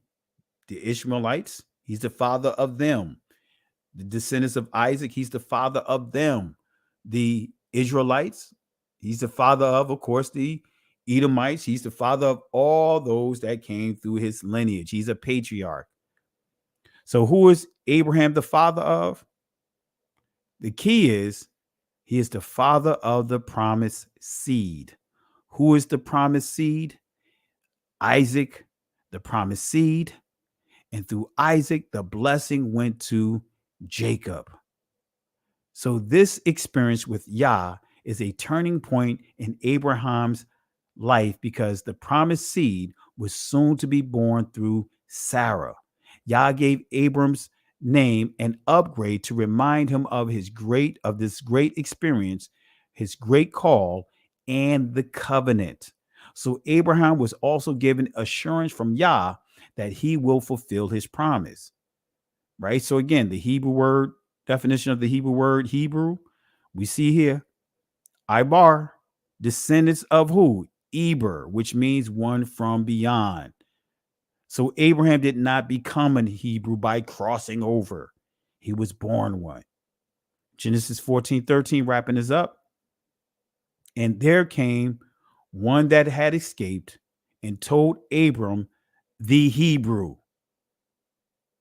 The Hebrew, Abraham, the Hebrew. Okay. All right. Let me make sure this is not double. All right, here it is. Verse 23.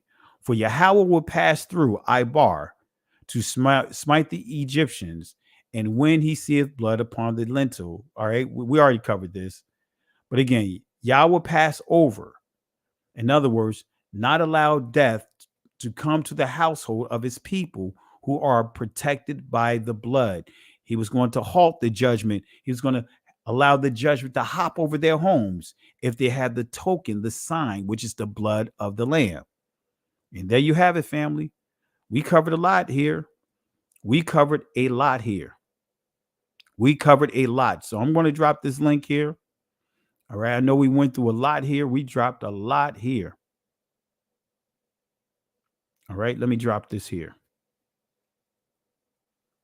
All right.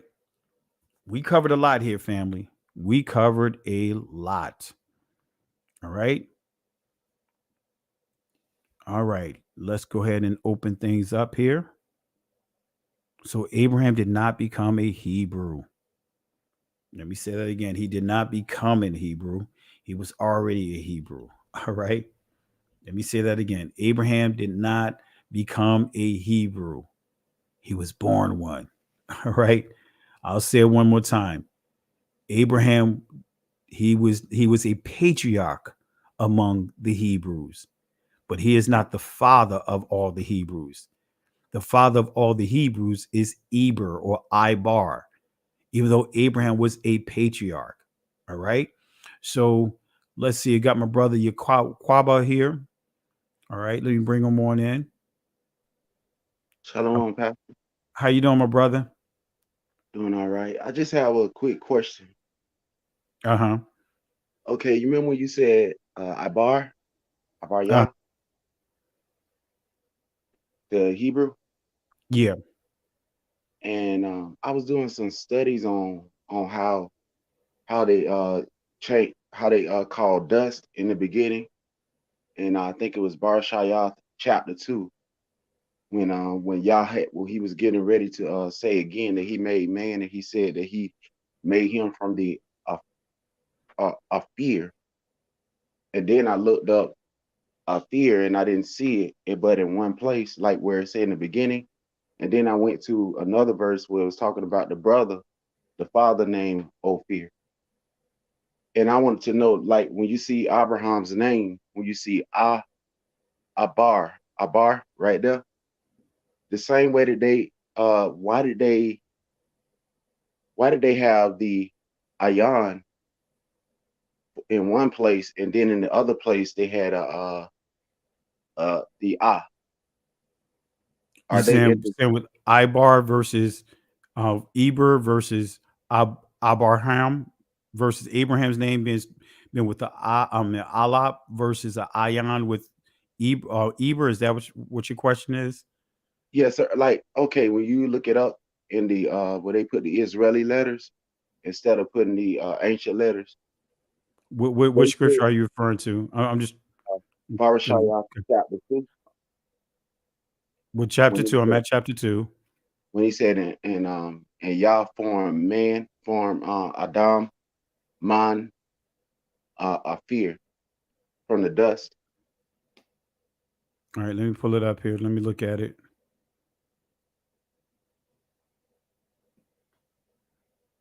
All right.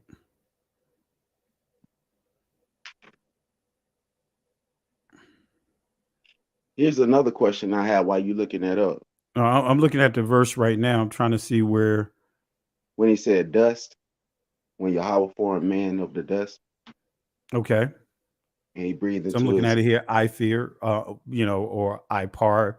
I see the ayan, and the Israeli will be the pay or the pa, and I see the ra'ash or the resh, right? So what? So I'm still trying to understand your question though. Okay, with that one they have the ayan there. Now, if you look up Ophir, it still can mean dust. You know what I mean? You know what I'm saying? Because right there they have it there in the place of dust.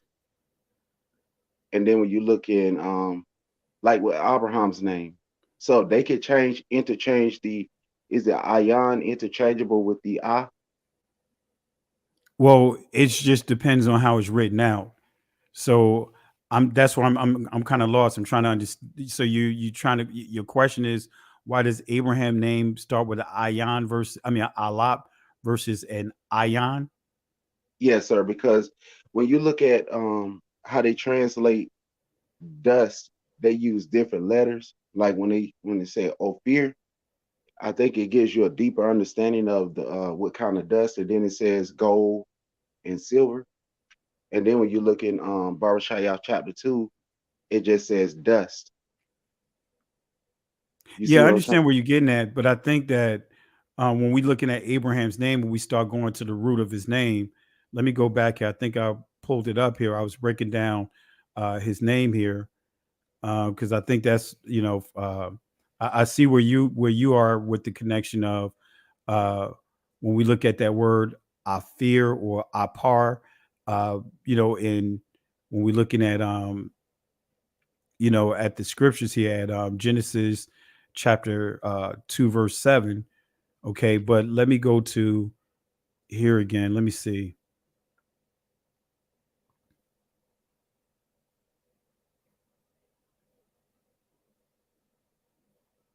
All right, so is this your question right here? The right here with his name, Yes, right? sir. And are you looking at the short form of his name as well? Yes, sir. Is Like that when your you see question? it, yes, sir. When you see it say Ibar, could it mean that Abraham was named with Abraham, Abram, something like that? What you was saying, like it sounded Oh, like it was. so you're trying to see if it's connected to Ibar as far as Eber's name. Yes, sir. Okay. Yeah, see, they sound similar, Ibar versus Abar, but I really can't uh really tell you definitively if that's the intent, right? Because it sounds similar, but of course he's using uh two different letters, one Hebrew Ibar versus Ibar, right?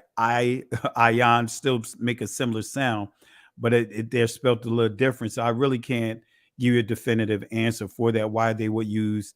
Why did his father Terah choose to use a alap versus a ion?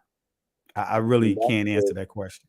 that's what's been tripping me up. Like when I've been trying to read the Bible verses, I've been noticing that that like what I was telling you about afar in Ifar, it was showing it means dust, and then when you look it up, when you look up Ophir's name, it still says dust. You know what I'm saying?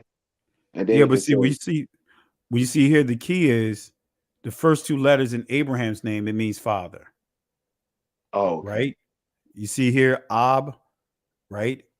Yes, sir. So we see now this is in the Israeli language, which you see here. So this is a Shavah.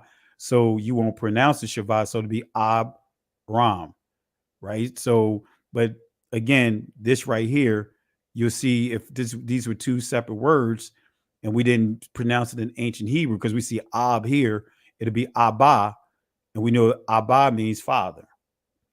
Yes, sir. So his name, Abram, actually means exalted father. Okay. But that's what's been tripping me up, especially with Abar, with his name, they have Ibaria, but they say that with ancient Hebrew, the vowels, you're not supposed to pronounce those at the end. So it's just supposed to be like Abaria, Abaria, something like that, Abar. And that's why I get tripped up because I'm like, how can you pronounce a Yah without pronouncing the letter? And then at some words they say, let's say like let me see, Amaya. So saying my mother, you can't pronounce the Yah, but how can they know if you saying my, if you can't put Yah at the end? Well, again, that's where, unfortunately, when we start really studying the ancient Hebrew versus the Israeli language, a lot of when you like, I have a source called the Shemitic and I may have to do a teaching on that, but a lot of the assumptions that you see was taken from, according to that source, from the Babylonians dialect, far as dropping the and all that other stuff, so again, that's that, I can't really fully give you the full answer why, but I do know when people touched our language, they began to try to make the language more conducive to them to be able to pronounce these words. When you start getting into the Greeks didn't have certain letters, like they didn't have the ion, right? So they use it as a vowel on their end, and we see the influence of that to where so we see vowel letters inside the Israeli language. Now the ion is now silent, so now you're pronouncing, instead of the ancient letter pronunciation of it, you're pronouncing the actual vowel point that was assigned to it. Yes, sir. But that's the only question I had, and that's why I keep tripping up at it. It's like confusing to me because I'm trying to figure out what are they trying to do. Like, if they saying that the letters come from the German letters, and are they trying to get us to sound out the German letters like they doing in England when they say you got to speak English properly? Are they trying to do that with the Abar? When we really look at the intention, when we start looking at the Israeli language, right? When you start looking at the Nakud, the marks, when we deal with the word accent, those marks are there to pronounce words a certain way with a certain accent. So when you start looking at, for example, we see the va here. I see someone spelling Abraham, right? They said they see it in the Sefer, but in ancient Hebrew didn't have a va sound, but that's a Germanic influence there. I heard them saying they put two Y's together to make a U, but that don't See, make sense. that's another thing there, right? There was no oo sounds in ancient Hebrew, but even then, everyone would tell you that Israel did not write out the vowels, right? So why all of a sudden now suddenly, when it comes to the word, to the letter Y in the Israeli va, why now all of a sudden that'll be supposed to be two U's put together? But Right? It yet we're don't make being sense. that's If the word means what it means, then why? What? Yeah, so What I adding don't on? entertain it.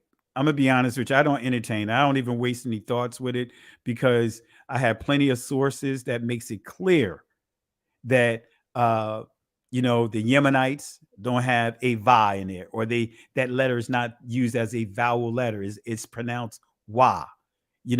Other Shemitic languages, before they were interpolated by the Greeks, they were not using what is called the matrix lectionis, which is vowel letters Now, I'm versus not trying to throw no shade at nobody. I'm just saying, like, it don't make sense to me. Like, when we say her, that means her, right? But if they can say it one way at one time, why they won't just keep saying it? Like if I say Ha Adam Af, why do I have to change it and say it don't never change right there? But when they get to Yahweh, they change it to Yahweh. I don't like. I'm not trying to Yeah, speak down on it. I know it's yeah. his name. Again, that's when we get into interpolation. You know, So people I don't. inserting their.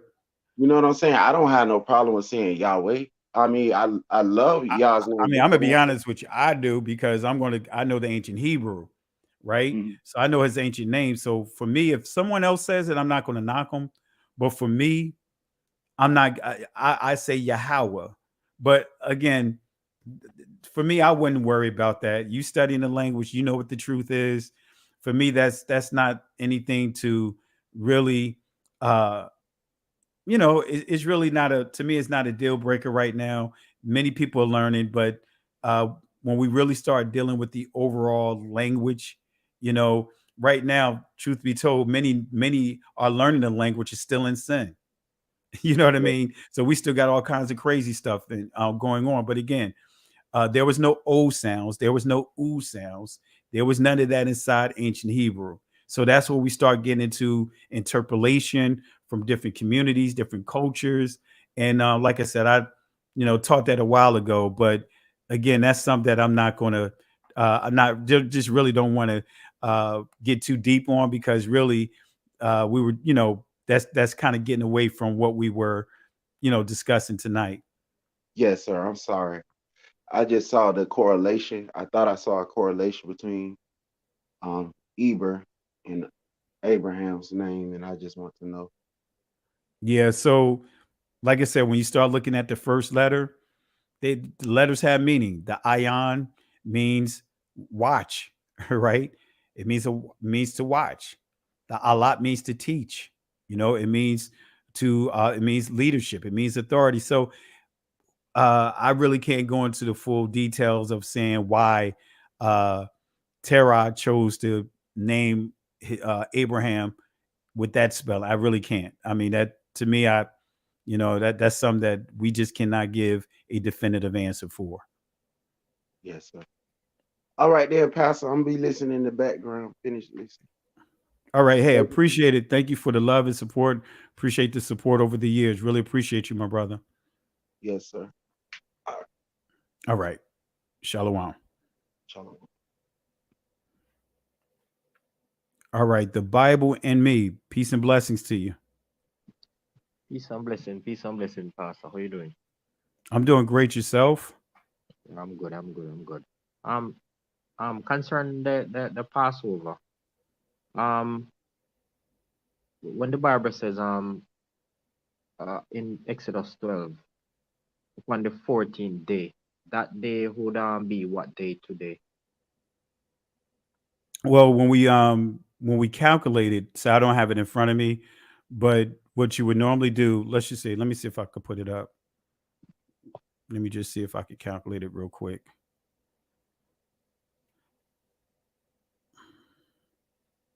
Bear with me 1 second.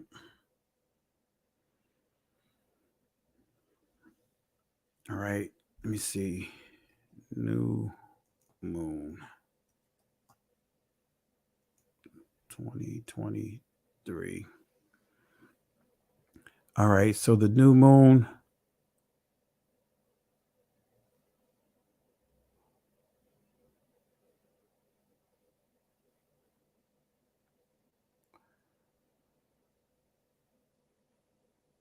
All right, 21st. So let's see here. Bear with me as I do my calculation here. Let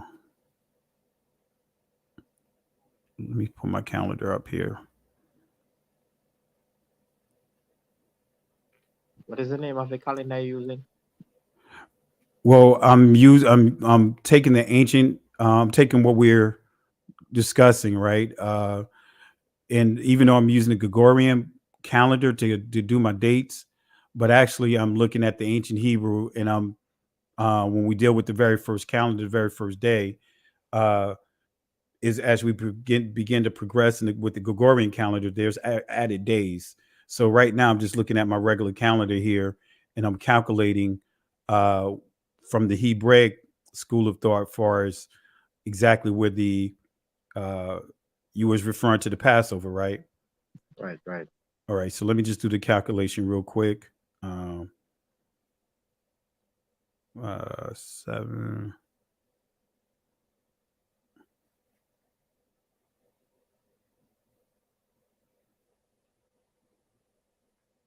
So the Passover would actually be the 5th of April. For today, like in this day and age, like the question that I'm asking, right? The 14 would represent what? The first day, the second day, the third day. Which day?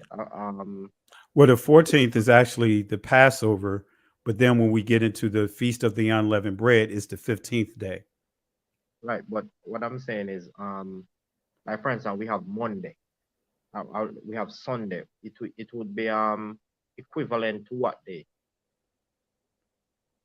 So when we look at Hebrew Sunday, for example, in Hebrew, basically when we deal with Moses, he didn't use names, right? He just said the first day of the week, the second day of the week, the third day, or whatever. I understand that part, but what is confusing me, right? Let's say the Passover would be, because the thing is this, right? We normally hear verses says he rose on the first day, right? The first day would represents what day of the week today?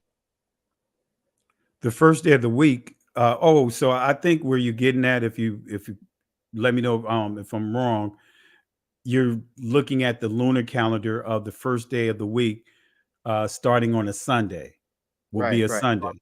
Right. Like, yeah, and see, part of the problem, and I got to do it. I got a lesson that I did on that. I don't have the presentation in front of me, of showing that we'll see when, especially when you study First Samuel, when you deal with David. Actually, is it First Samuel? Yeah, David was on the run, and when he dealt with the shewbread, and you really map out those days there, you will see that it's not going off of what many teach with the lunar calendar, right? They would say that every month starts off with the first being on a Sunday. And when you study David with the shewbread in his interaction with King Saul, King Saul supposed to met with King Saul at a particular time. You can actually calculate that, and that alone will show you that, for example, the Shabbat was not the 7th. But I don't have my notes in front of me for us to teach that. But I think that's what that's what your question is. Is the first day of the week supposed to always start on a Sunday? Is that correct? No. What I'm doing is this. I'm actually, I want to know, like, when we go, like, for instance, in hold on, let me try and open my Bible a bit.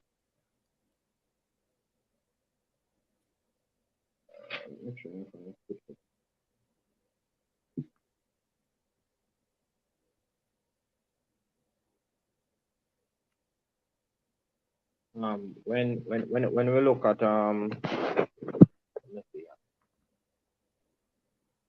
Okay, so Mark 15:42. Let me find it. Mark 15 verses 46. And now, when the even was come, because it was the preparation, that is the day before the Sabbath. Would this be a Friday? No, actually, let me pull up my calendar here. This is, and I encourage you. I did a lesson. The detailed lesson is on it's a playlist that I call Foundation, and within there, I actually reconstruct the Hebrew calendar.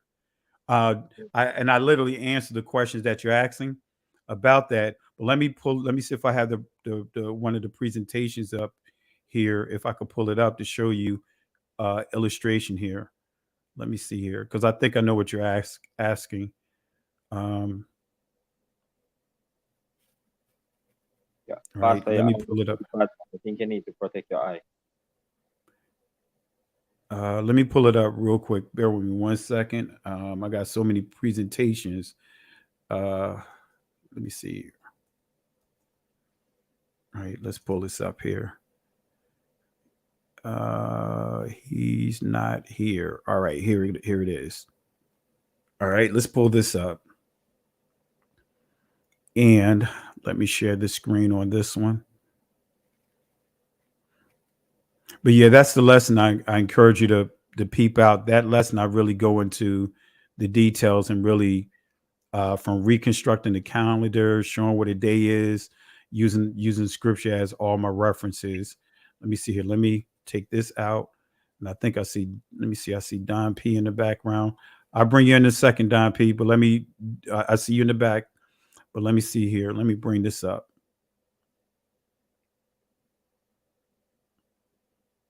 All right.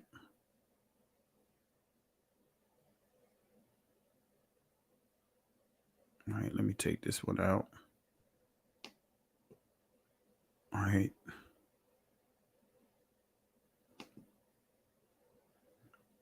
Okay, now let me share this. I'm just going to show you something real quick, but I encourage you to watch that series. It's called He Is Not Here. What day was the resurrection? I literally go through reconstructing the very first calendar and basically even the questions that you're asking, literally I address it in that presentation. Let me see here. I just want to give an illustration real quick. Where is it? I'm trying to share it. All right, why is it not coming up? Oh, here it is. No, that's not. Let's try it one more time.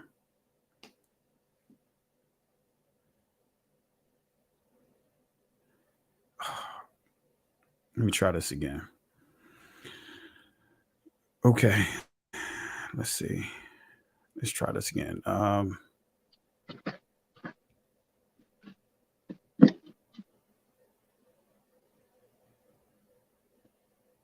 right. Now let me try sharing this again. Hopefully this worked this time.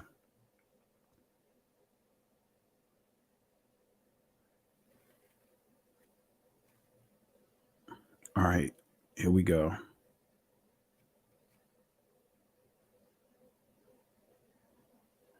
All right, here we go. Let's see.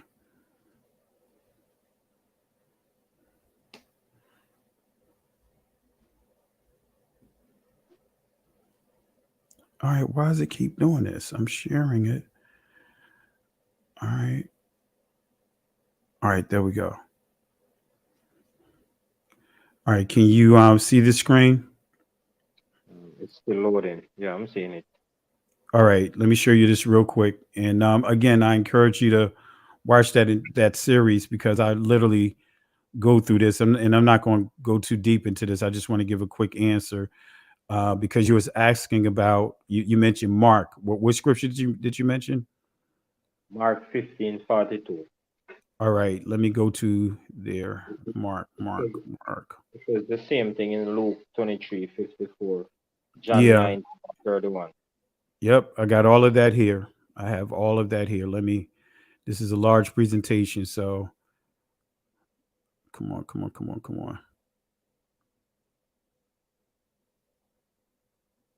I should have just did a search and went to it, but oh well. What was the verses again? Mark 15:42. Okay. I think it's the same thing in Luke 23:54, John 19:31. And All right, but let me show you this. Let me show you this calendar here. Right? Let me show you this calendar. Okay. On the 10th, and this is lining right up with the very first calendar, right? The 10th is when the Messiah entered into the city, right? This is unfortunately the church celebrate this on the 11th to call it Palm Sunday, but I'm not going to get into all of that. But the Messiah enters the city on the donkey, when the people was celebrating Hosanna. But what's significant about this day is this day is also the day that Israel would select their lamb, right, to be sacrificed, right? So when we get over to the 14th, of course, that's the day that the Messiah was lynched, right? But also, let me put these up here. The 14 on the calendar right there would represent what the So this would be the Passover, but also the day of preparation, because the 15th is the day of unleavened bread, which is a Shabbat. So that would be the 4th day on our calendar. You are you referring to the Gregorian calendar? I'm kind of lost. No, the calendar that you have on the screen right now, it says 1, 2, 3, 4. So the 14 actually fall underneath the 4th day. Yeah, the 4th day. Yeah, that's the middle of the week. I got you. And then on the 15th, this is the Feast of Unleavened Bread. And then the 16th, these are Shabbats right here, right? It's multiple Shabbats in this week. And that's what really confused a lot of people within the church, because they're taught the 16th is the day that he was crucified, and that they had to, it's the 17th, which was the Shabbat, the next day of Shabbat, when actually, no, it was the middle of the week, which is the 14th, the Passover and the day of preparation.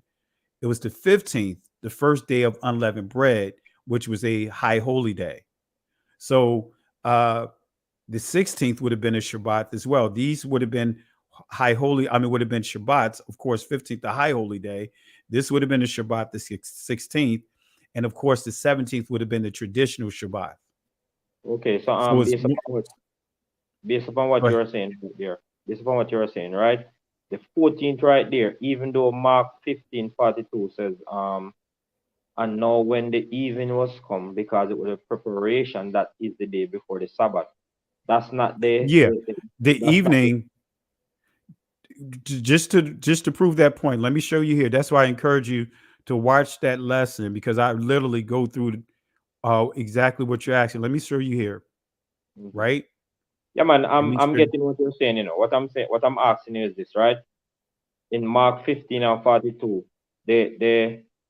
this Shabbat wouldn't be the weekly Shabbat. This would be the Passover Shabbat, right? This would be the Feast of Unleavened Bread, which is a Shabbat. Right. So let's just use this as an example, right? Let's just say this is the day of preparation to Passover, when the Messiah was lynched, right? So they had to get him down before evening, because when that evening kicks in, that is a high holy day. That is a Shabbat. This is now will be going into the Feast of Unleavened Bread. Right. I got you. So so the actual high holy day was the feast of began with the Feast of Unleavened Bread.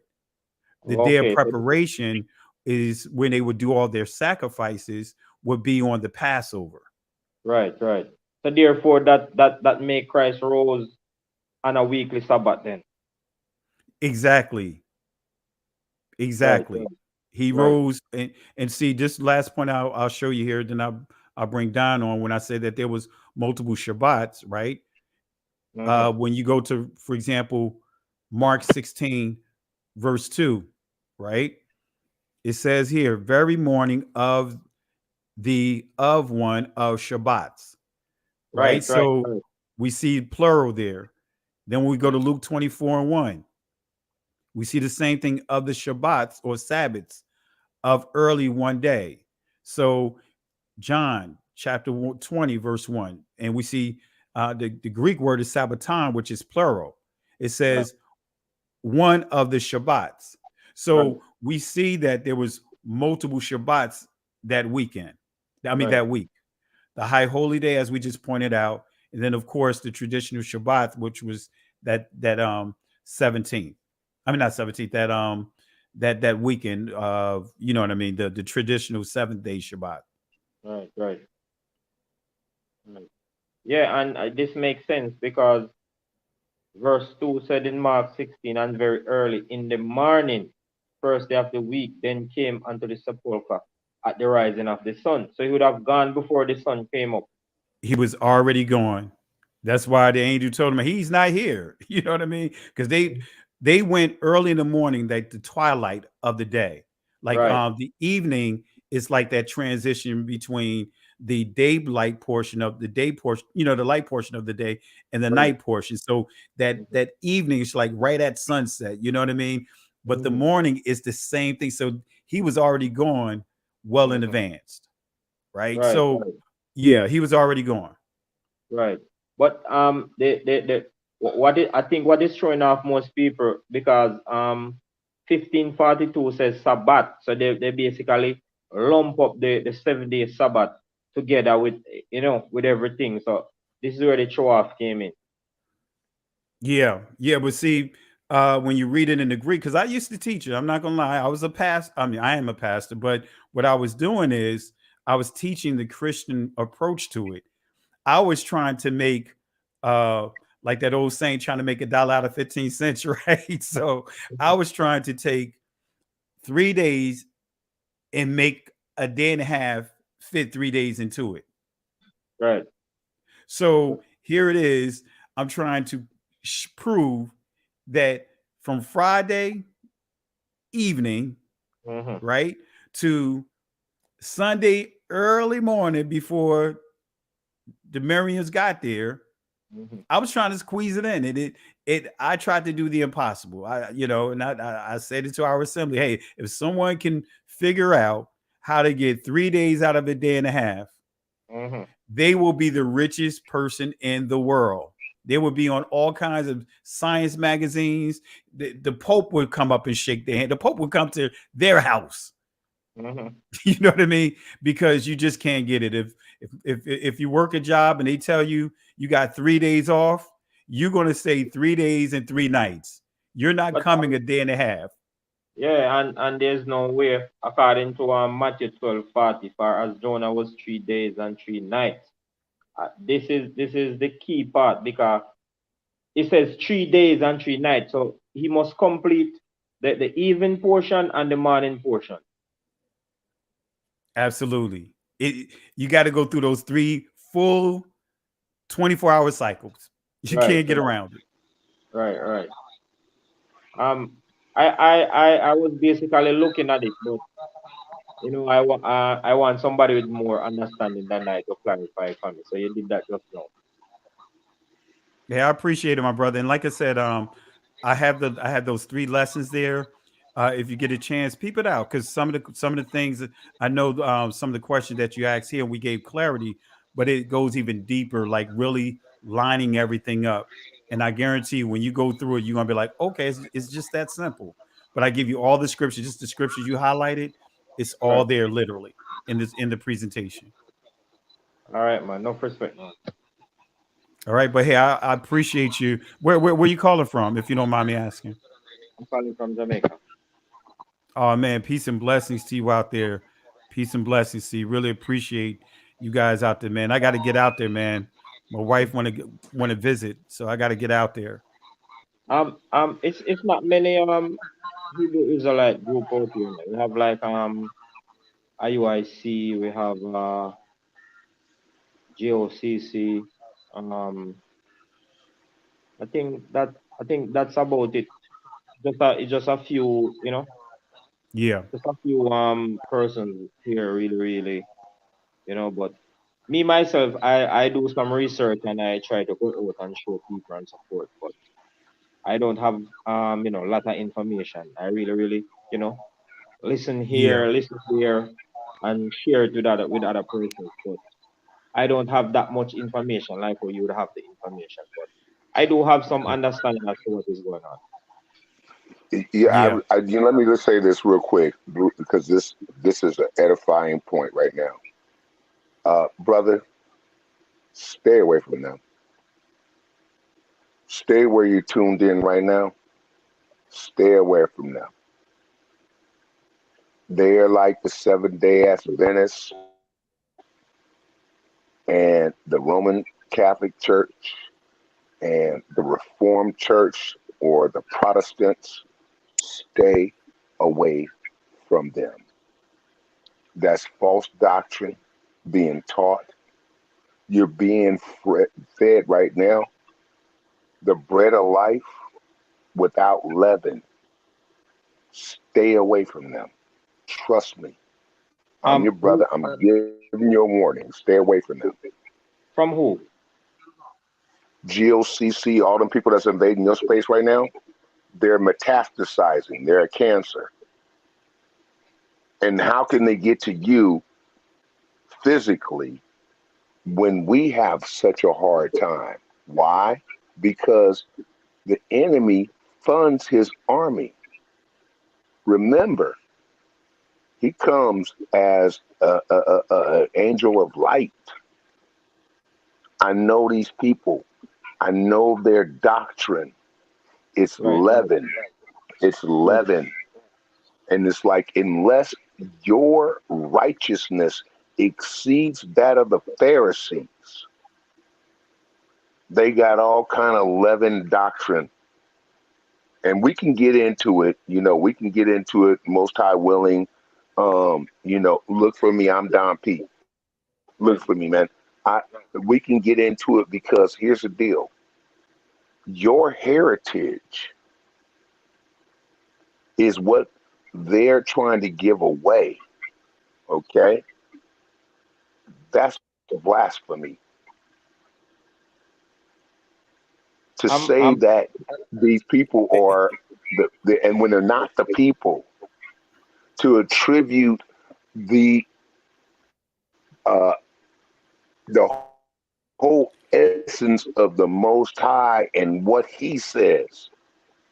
And you got to look at the motive for it too. It's for filthy lucre. Yeah. It's for the God Don. of this world. Hey, yes, Don. sir. And I appreciate you chiming Yes, in, sir. but I just don't want to, get into all of that tonight. I'm gonna shut it down. I'm gonna shut that. Yeah. Because for me, I look at like a lot of the stuff that we're seeing. A lot of it is due to what we've been subjected to.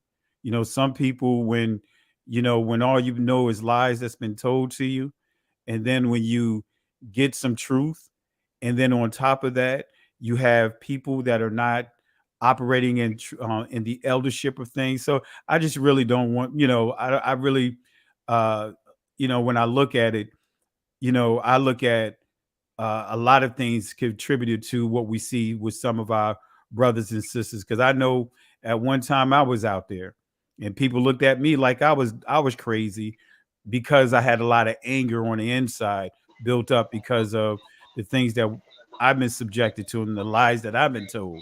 You know what I mean? So, but yeah, definitely appreciate, my brother, the Bible and me. And do you have my email address? No, I don't. Okay. Let me put it in. I'm going to put it in the chat, and feel free if you have any questions on any subject. Right, let me know, and I'm more than willing to help you and assist you if you have any type of questions, or if if it's something that you come across in the scriptures that's just not making sense. Feel free to shoot me an email. Okay. Yes, man, no problem. Because I was a Adventist for years, but things wasn't adding up for me, so I walk away. Let's see. Hey, look, I grew up in Newark, New Jersey, and my mother, she was some of everything. She was a Jehovah's Witness. She was a Muslim. So I dealt with Islam. I dealt with Jehovah's Witness. I think she was getting closer to start worshiping bread. You know what I mean? Lettuce. She just dipped and dabbed in some of everything. So I got introduced to a number of different religions, even though she told us that we were the people of the book. But I still got introduced to a lot of different religions, and I learned a lot from different aspects and different viewpoints. And that's why really, I can stand firm where I am right now because of having to deal with those things in the past. But definitely appreciate you, my brother. But shoot me an email if you have any questions. But again, that foundational playlist is a great playlist to go through because a lot of the foundational things, like the questions about the virgin birth and things along that line, it's all inside that playlist. Okay. Yeah, man, I will definitely take a look at the playlist, and take notes. If I have a question, then just drop the email. Drop the email in the box, and I will get to it. Will do. Actually, I'm gonna put it in the private chat as well. I put it in the main chat, but I'm gonna put it in the private chat as well. Okay. Okay. All right. Let me put it there right now. All right, let's see here.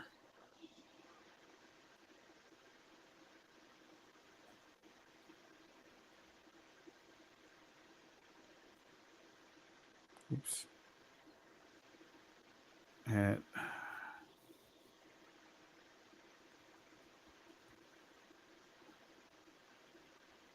all right, there it is. Okay, I just sent it to you in the private chat. All right, man. All right. Cool. Let me copy it.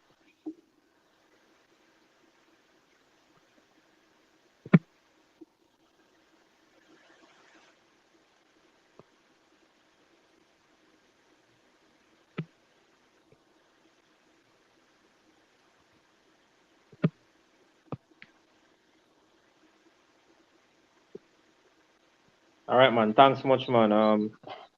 Gonna leave the studio now. All right, keep in touch. All right, and I'm gonna try to get back into my routine of doing these lives Thursday, Friday.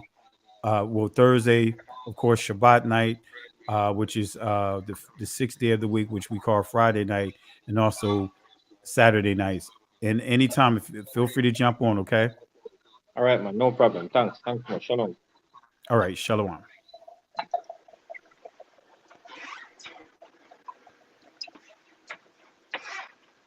All right, Brother Don, what you got? Well, sometimes when a door comes open, you got to walk through it. And so when the brothers start talking about familiar organizations that, shall we say, have a certain level and source of backing, it needs to be spoken about. No, I think you misheard.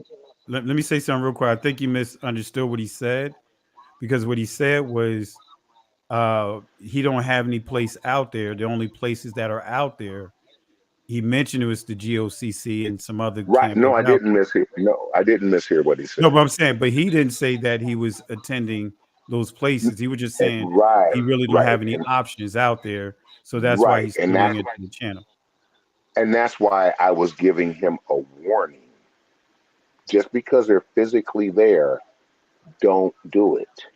Stay where you are. You're in a good place. Right here where you are, you're in a good place because of who these guys are. That was the warning.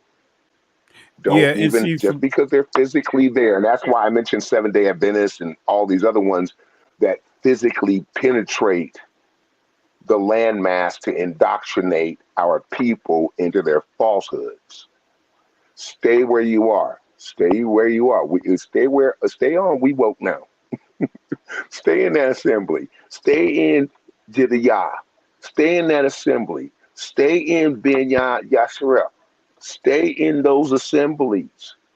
They might be digital, but stay there where the truth is. I know we want to physically reach out to people and that feels good, but the deal is this. If it's a lie, it's still a lie. And that's what I was saying. Yes, they have the ability to have that reach because they got blue checks. Blue checks are always sponsored. And so that's what I was saying with that. That's why I had to chime in because, see, one of them almost got me into the lie and took me down that false road that runs adjacent to the broad road, which is Christianity. And I thank the Most High that he brought me into the truth to bring me out of the lies. No, our inheritance is not supposed to be split with any Gentiles. Y'all can come alongside if you want to, but here's the deal. This is what you got to adhere to. See, this is all about the hour of truth. We don't have time to play games. Well, just real quick, and see for me, the Most High and plan. yeah, and for me, if you notice me, I stay clear from all of that because I know a lot of the stuff that are out there, and where we are right now. I've dealt with a lot of battles in this community, and where I'm at right now is like, hey, some things I just have to let the Most High sort out, because I understand a number of people have gotten hurt by a number of different groups, whether it's in this community and outside the community. But I just don't want to, get into, kind of get into that space because of where we are with what we're teaching and really, uh, like the scripture says, we have to be careful. Like when we separate the wheat from the tare, if you're not careful, and you can kill the wheat at the same time of trying to destroy the tare. So Pastor, I already. are you a watchman? Oh, absolutely. Okay, so it says to cry aloud and spare not. If I Yeah, know but they're getting ready to go off of a cliff, which is what you would do with those two organizations, you go completely off of a cliff. yeah, but where I'm So if getting I at, don't Don. cry aloud and don't spare them, then isn't there blood on my hands? Yeah, but where I'm getting at, Don, I don't want to deal with that tonight. That I don't want to take the discussion to going down the path of going at those guys. Why? Because we already dealing with a lot of people coming at us. You know what I mean? I just It's, really don't want to get into that. it, It's more than enough people going at them. I just don't want to. I just don't want to use this space of what we're just giving clarity to babes that are coming on here. I just really don't want to get into that space. Like I said, I don't agree with the doctrine. I don't agree with far as like some of the things that many are teaching. But right now, I just want to stay where we are. We got babes that are watching, and I just don't want that to hijack our conversation tonight because we had a great teaching tonight, and I just don't want to get into that space there because again, we, uh, like I said, I understand where you're getting at as far as giving the warning, but again, I just believe that right now, I just don't want to get into all of that right now. Let's just focus on what I we're agree with dealing you. with right now. I All right, agree but with you. I agree with before you you. continue, let me let No, me no, no. let, Can let I me just bring say this Sister and we'll Candace be real done with quick. it? And we'll be Oh, go done with ahead. it? Okay. It was all about just throwing the warning up because it was brought up and it needed to be addressed, whether by you or by me. It needed to be addressed in brevity, and that's why I try to keep it there so it doesn't detract away from. But when someone brings it up, it needs to be addressed as no, this isn't the way you should go. And the fact that you found yourself here and you have these questions, we're here to answer those questions. And Yeah, so but see, I did let me say this. just in Like the brevity. scripture says, a soft answer turn away wrath, right? So where I'm Right. getting at is, you know, a simple warning to, I understand you trying to warn a brother because, like I said, when I listened to him, it wasn't from a perspective of him saying that he's going to get involved with those guys. But what I would have said, I would have simply said, hey, just be careful. There's a lot of tables out here. Be careful what tables you eat from. I would have left it there. You know what I mean? But when we start getting into the other stuff, you know, uh, to me, that's just, right now, we don't need to get into all that because of where we are with the conversation right now. Because right now, I we're not get talking about the lesson. We're actually talking more about those platforms. So again, the brother made it clear he didn't say that he he's attending those places. And I know you want to give him a warning, but a simple warning would be, hey, use discernment, be careful with some these different places out there, and just left it at that. That's well, how I normally handle situations like that. I get what you're saying. I'm gonna say this and I'm gonna leave it alone. I think he was posing the question to you for the same reason why I am even here on your channels, because I consider you my pastor. So he was looking for some guidance, and that's why he kind of brought it up. And if I know these camps, see, I don't do camps. These camps are in error with what they're teaching, then if I feel like somebody's coming to me as potentially a sheep that's looking for guidance, then I'm going to be like, hey, listen, this is what I've seen, and that's not the direction you want to go. That doesn't walk into the way of life. And I'm gonna leave it at that. I'm gonna leave it at that. I just saw he was just looking for some guidance. Yeah, and like I said, what I heard from him, it wasn't like he was going to serve. I mean, going to them.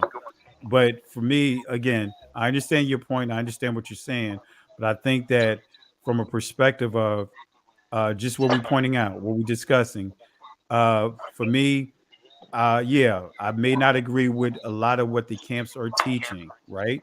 But at the same time, right, they did do a lot of groundwork of bringing up this discussion, even with the awakening, right? So, with that being said, uh, let's just let's just let that portion of it go.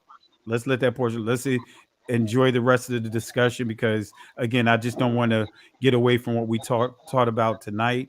But like I said, I may not agree with uh, many of some of the approaches of what I see of some of the people here. What I say here in this awakening, but a lot of the discussion was triggered by the camps. We can't get around it. But at the same time, like I said, that's why I just don't want to get into all of that because again, it's a lot of that's a whole nother conversation that in itself. That's real. So That's real. yeah. Outside of the So topic, no, that's real. So I was talking to yeah. my aunt who just Hold on 1 second, Don. Let me let Sister Candace because I see Sister Oh yeah, Candace. okay. I'm sorry, my Waiting. bad. Let me give him an My opportunity. bad. All right. How you doing, Sister Candace? Okay. That's Can you hear good. me? That's good. Yes, ma'am. Okay. I'm doing good. That's great. That's great. Any comments for tonight, or are you good? No, I'm good. I tuned in to find out why we don't have to honor the Passover. Actually, the title is just echoing what some people actually believe and think. Right? Oh, We honor the Passover here, so I yeah, encourage you to watch them. that's what I thought. It's supposed to be Yeah. until all of your generations. Yeah, yeah. Listen to the lesson. That's just me using as a title what many say. Not keeping the Passover, I don't have to. So that's just the title of using like what many people within the church and some within this awakening would say they don't have to honor the Passover. So that's not me saying that I'm not honoring the Passover because I make it clear we honor the feast days. We honor the Okay. Shabbat. So that's just a title that I use because I know people going to see that title and say, hey, let me listen to it. Well, Pastor Kelly's saying he's not honoring the Passover. That's not what I'm Yeah, saying. that's exactly what happened. I was That's like, not what I'm what saying. is this? Yeah. Anyway, I'm here now. So Yeah. Yeah. So I appreciate it, sis. But yeah, that's just the way I purposely titled it that way because I yeah, know you got that's my what people are saying. attention. All right. You got Yeah. my attention. But yeah, if you listen to the lesson, and actually I've been teaching on honoring the Passover for the past 3 nights in a row. So I'm not teaching against it, but I'm using the arguments that many people make against honoring the Passover. There is one point that you brought up that really piqued my interest. It was your calendar, like you pinpoint to the 4th. I'm like, how do you? Am I on a wrong calendar or something? Yeah, what I encourage you to do, because the explanation is pretty lengthy. There's on the playlist on the main page, there's a playlist that's titled Foundation. Under there's 3 lessons, and I literally walk you through what days, how to calculate the feast days, actually how to recreate the very first Hebrew calendar, and then go, really build off of there. I give scripture, I give sources and everything. And I think that'll be the best way to approach it. Listen to those lessons, and I'll walk you through. Literally, I'll walk you through the entire process. Okay. How do I get to those lessons? Like All right. I just saw this. I just saw this in the comments, and I clicked on it, and suddenly I'm on TV. Like Yeah, if you go to the main channel, We Woke Now, right? When you go to We Woke Now, and actually I'm gonna copy the playlist inside the chat so that way you can see the link there as well. But when you go to the main channel page, you will see a list of playlists. Under there, you'll see one that says foundational teaching. And under there okay, is where you would see uh, all these different lessons here. The common discussions that many have questions on. You'll see resurrection, episode 1, set on fire. Resurrection, episode 2, what day was the resurrection? And then episode 3, the gloves don't fit. So those those 3 lessons actually will walk you through recreating the Hebrew calendar and actually show you how to map it out.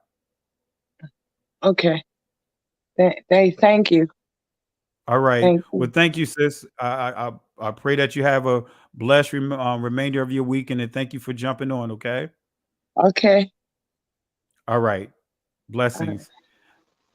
Pastor, are you related to Hold on one second, Jediah? Don. Hold up, Don. I got one more person, real quick. I got Donna Spence. Let me bring her on real quick. All right. Let me see here.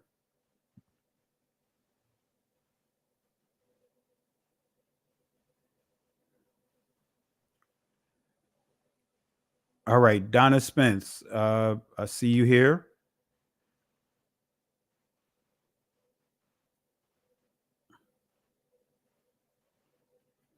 All right, you still there, Donna?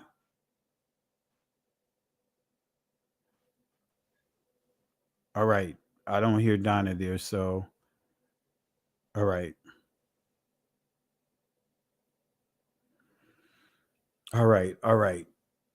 All right, Don, what you got? Hey, Sister Carol, I see you in the chat, Sister Carol. Come on up here, Sister Carol. All right. My All right. question is, are you related to Jediah? Because you got so many cousins. You got so many cousins. Who am I related to? Who again? Jediah. I don't even know who that person is. He's a teacher. He's a teacher. Okay. Where you definitely look Igbo.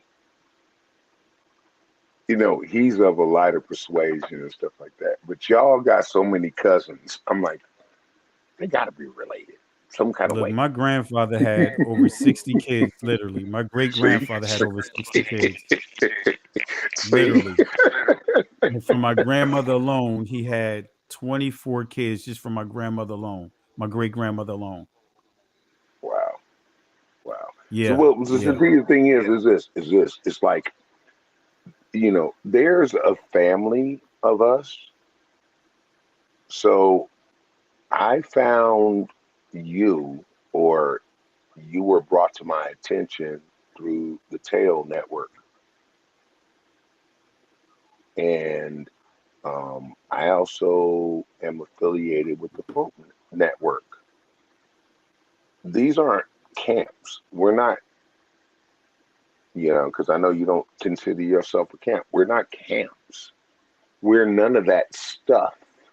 And that's why I speak so harshly against it, because it is not the natural formation of things. It is more organizational and facilitated, resembling the world's formation of organizations and structures, not the Most High's. And so that's why I'm, if I seem hostile, it's because I love my people, and we have been deceived for so long. We have been deceived for so long by these people and their systems. How can you tell me that we're not under the law, but in order to be blessed, I gotta be under the law? Huh? Hey Don, That doesn't make sense. I'm going to ankle tack you, man. I don't want to deal with the camps, man.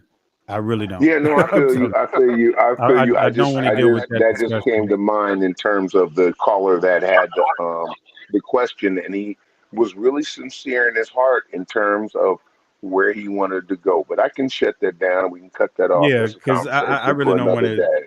But Yeah, because no, we. what you were talking about was really important. What you were talking about was really important, and we have to follow that. We have to follow that because we are under the agreement that we made, and that's to follow the statutes, to follow the laws, the standards, and the judgments of the Most High. And this is a very important one of it because our salvation really hinges upon this. He is the fulfillment of all of those sheep that were slaughtered. I even say the goats that were sacrificed as a trespass offering, or even the scapegoat. Can you hear me? I'm gonna drop back and let the sister speak. All right. Sister Donna, you still there?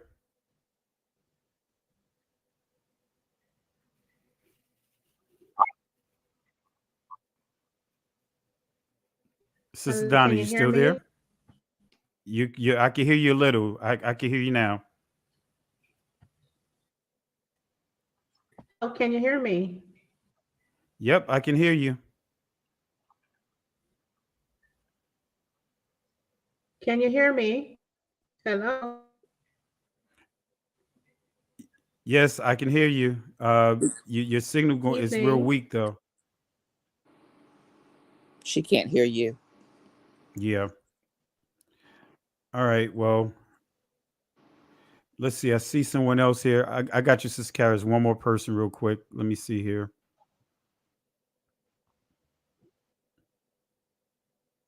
All right. I see AG. Shalom, Pastor Kelly and rest of the panel and everybody in the chat. How are you doing? Doing great yourself. I'm doing good, doing good. All praises to the Most High. Hey, great lesson, man. I always listening on your Sabbath lessons, man. And I was just thinking, because I love hearing the breakdown of the Passover. And I think this is one of my favorite lessons because when I was in church, it was something in the back of my mind where I was like, I felt like there was more to this story, when Easter would roll around.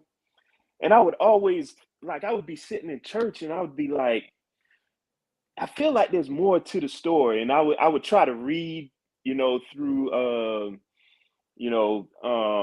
Matthew and Mark. I would try to read through but I just couldn't get it until when the Most High allowed me to wake up, understanding that it wasn't only the Passover, it was the Feast of Unleavened Bread that was going on also.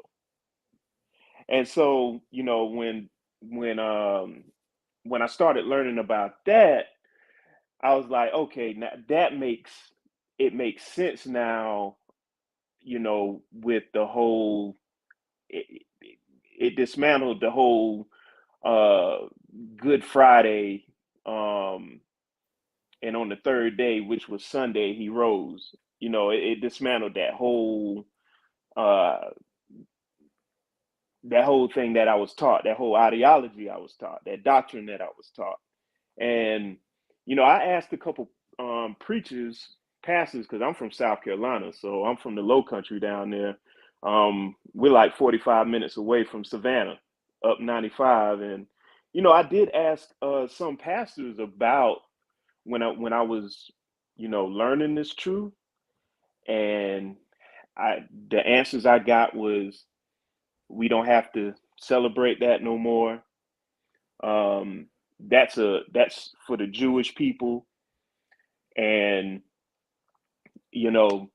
those were the two answers that I got. And it just, now that I'm hearing, especially with this lesson tonight, it just made me think like, man. And I thought about this probably a few years ago about going to theologian school and being a spy, and just to sit in there to see what they're teaching them, and see how they're teaching them about these certain topics. And but I've never done that. I was like, nah, I'm not even gonna waste my time. But it was just something I always thought, like, man, you know what? I should enroll in theologian school and just sit in there, go with the program, and just learn like how they teach our people this doctrine, for them to come back to our communities and spread it in our community. Well, But that's why I teach what I teach, because I've been there. You know what I mean? I know the whole the institutional side of it. I mean, because truth be told, every seminary is based off of a theology, right? And they're pushing a theology, whether it's Calvinism, whether it's covenant theology, whatever, regardless of what it is, each one is pushing a theology, and they just Okay. designed the entire curriculum around that theology. So, so I mean, for me, I just wanted to know the arguments, and actually, Yeah. the reason why I went is because I'm an IT person, right? And actually, I took a lot of seminary courses at the age of starting at the age of 13.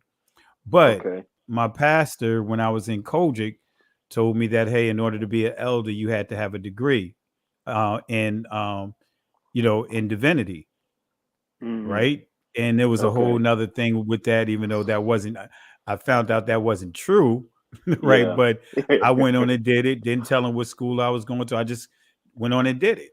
Yeah. And once I graduated, I told him, hey, I graduated. Here's my diploma. Right. So, but for me, it was just wanting to know the arguments. I really didn't care too much about it. But again, you do Yeah. learn a system of how to approach the text. And of course, again, everything is going to center around the tenets of what's being pushed. Yeah. You could go to seminary, and by the time, I mean, you could go all the way up to a doctorate degree and never read the Bible in its fullness. You know what I mean? So Wow. it's just, again, it's just an institution that's teaching a theology.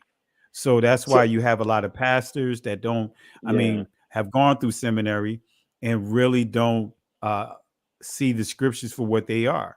They Okay. regurgitate what they have been taught is a systematic approach, a methodology of how you approach the text, but it's still going to reinforce the tenets of those religions that those seminaries is built Okay. on. And so is that so maybe, and I guess that's the reason why when we go out and we ask these questions to our pastors, they really can't give us like a straight answer. Like they Yeah. use, so they don't teach. So they teach them the they teach them like what they want to teach them in seminary, but they don't prepare them for the questions that have come from like us that are claiming our heritage.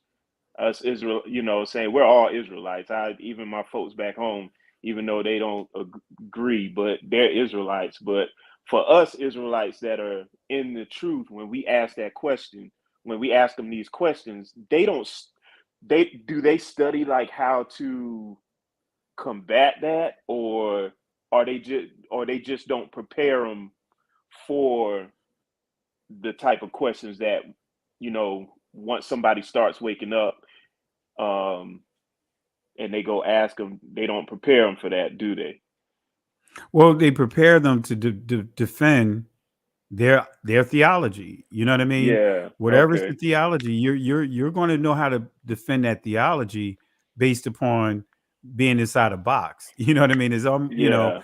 but you're not going, to learn far as how to go against those that may, if we consider, I'm gonna take the boxing analogy, right? uh you have conventional fighters and you have unorthodox fighters, right? The Yep. southpaw is pretty much like the hardest ones to fight against, because most The fighters are prepared to unorthodox. fight traditional fighters, those that are in Yeah. traditional stance. So that's pretty much like the analogy when you're taught a certain way, to a certain methodology of how to approach the text, so you can deal with a lot of the conversations, like if you was dealing with Jehovah Witnesses, if you were dealing with Seventh-day Adventists and that type of thing. But when Yeah. you deal with people that, for example, you really wasn't prepared to deal with, those that are actually going to go into the scriptures and, do the proper exegete of a Yeah. text, really doing the proper biblical hermeneutics. And I'm not saying all are doing it in this awakening, but yeah, and going into certain portions of the text that you're not really, Yeah. truth be told, you're not really going into. You have what they Yeah. call the Old Testament, but you're not really going into doing a thorough study of it. You have things like Old Yeah. Testament survey, New Testament survey, but it's not you learning Torah. Okay. So And it. yeah. Okay. And then one question: how do they teach the 3 days and 3 nights? How do they teach that? Well, again, they teach, number one, that the Messiah rose on a Sunday. Right, that's what Okay. and again, they'll teach this thing where, as though 5 minutes in a day, like if you, let's just say, we experience only 5 minutes of a day. Well, you Yeah. count that entire 5 minutes as a 24-hour cycle, right? So that last couple of hours, Messiah, Yeah. uh, gave up his last breath a couple hours before Passover, right? The evening. So they count that small little section as being a full day. Yeah. Wow. Then they count Saturday per se, and then whatever they consider, they know that they were already gone from the sepulcher, so they just make the assumption that, Yeah. hey, he was gone. So, but that still counts as that Yeah. after midnight, because that's how they process it, at midnight, Yeah. not evening to evening, but at midnight. Oh, Yeah. that's another day. So they count it as a Yeah. full 24-hour cycle. That was the common thing, that a way it was taught. But again, for Hmm. myself, when I actually decided to do an in-depth teaching on it, it was like, wait a minute, this not making Yeah. any sense. You Yep. know, eh, 3 days and 3 nights is still 3 days and 3 nights. You can't get a day and a Yeah. half. You can't make it into a day and Yeah. a half. So Yep. again, it's because you're taught to view the scriptures from a certain lens, so you can be completely blinded from the true meaning of the text. Also, you're taught, and I'm sure you heard this before, and then I let my sister Carol get in here. But hey, you know what? The scriptures can have a number of different meanings. It can mean one way to you and mean another way to me. We can have multiple different revelations over it. That's not true. Yeah. The scriptures are not the scriptures are not ambiguous, right? They Yeah. say what they mean and they mean what they say. So those Yep. are some of the things that are kind of like traps when it comes, and opens up a lot of doors for a lot of messed up theologies, Hmm. ideologies being pushed. I had someone I was dealing with earlier today, and they were like, hey, I got my own opinion. This is my opinion of how I see the text. Wait a minute. Respectfully, your opinion doesn't matter. My opinion Nope. doesn't matter. It's what the text actually says that matters. So And that's. that's what we go ahead. Oh no. Go ahead, Pastor Kelly. I'm So sorry. that's my point. Is just, you're learning how to a certain perspective of how to view the scriptures. Man, you got so many theologies out there. I actually had to take a class called Theology of Grace. That was a great class, actually. But you learned that people are so stuck in their ways. The theology of grace, they were killing each other over their disagreements. Wait a minute. Wow. So you have a theology of grace that's different from the Grace. other, but because you don't agree with what I say, I'm going to have you killed. Let me see. I think I had a book over here on my shelf here. Man. And you know, Pastor Kelly, and this will be the last thing. I know I'm a baby in this, right? I've been on this walk for 6 years, so I still consider myself a baby because I'm still learning. But I can go in that Bible and read that Bible in its proper context. And I have sat down with a junior pastor, and we've gone into some scriptures, and he actually had to sit back because once we started reading the scripture, and as I'm reading the scriptures, I'm asking them questions. Like when I asked them, as it began to dawn to the first day of the week, I asked them, I said, as it was dawning, that doesn't mean it's the first, that doesn't mean it is the first day of the week. It's dawning. And I was like, if both Marys came to the sepulchre and he was already gone, that means he didn't rise on the first day of the week. And we went over that thing so many times, and he just had to sit back and was like, I see what you're saying, and it was almost like, dang, I have to stick with what I've learned, but man, this brother is making sense. You see what I'm saying? And Yeah, so but in a nutshell, that's what it boils down to. Many of them, yeah, it's a lot because you invested so much money into yeah, these schools, only to realize that what, a lot of it was just a weight, a paperweight, a yeah, door stopper. So yeah, some of them going to hold on to it. They're going to hold on it. They're yeah, going to fight it to the end. And some people, I got asked the question during evangelism. Asked them the question, hey, if your job told you have 3 days off, give you 3 days, what day are you showing up on? And some of them, because they want to hold on to the lie, they said, well, I'm going to come back. I'm going to report to work in a day and a half. And I was like, come on now, yeah, you're lying. yeah. But To it defend just, their to stance defend it all the way on, to the end. yeah, yep, So, but man. yeah, my brother, I got my sister Carol here. I want to keep Okay, her I'll in the fade to back. the back. I'll But fade hey, to I the back. appreciate you, and thank you for jumping on, and thank you for the love and support. Really appreciate you. Oh yeah, always, Pastor Kelly. Hey, Sister Carol. Well, you've been busy tonight. Yep. How you doing, sis? I'm doing good. How you doing? I'm doing all right. Just Shalom. yeah. How was your Shabbat? It was good. Very restful. Rewatched your video last night that I missed.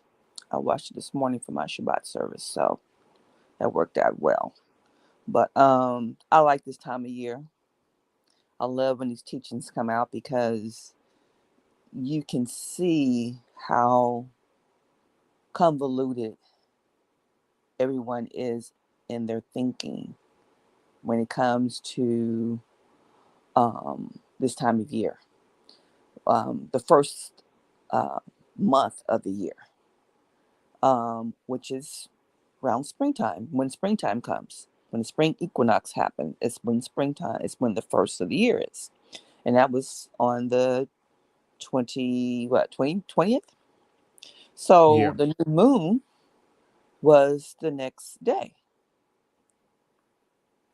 So if you read in Exodus 12, Moses spelled it out perfectly on what to do, how to count, what's a month to month. Because remember, Hebrew calendar is only 30 days. So you're counting 30 days every month. But to live in a Gregorian calendar, which we live in, you have to count differently. So if the new moon was on the 21st, then the sundown 21st to sundown 22nd is 1 day, from 6 to 6, 6 to 6. And you count from there. If you keep that same calendar counting throughout the whole year, it's continue, because you got more feast days coming up. It's not just these feast days. You have the fall feast days. You count the Omer after Passover, after the resurrection. Now that whole process, first fruits, all of that has to be counted. So you continue counting these days, you will stay in rhythm with the Most High, which is why And he see, called. Go ahead. yeah, and the key is, and I think what many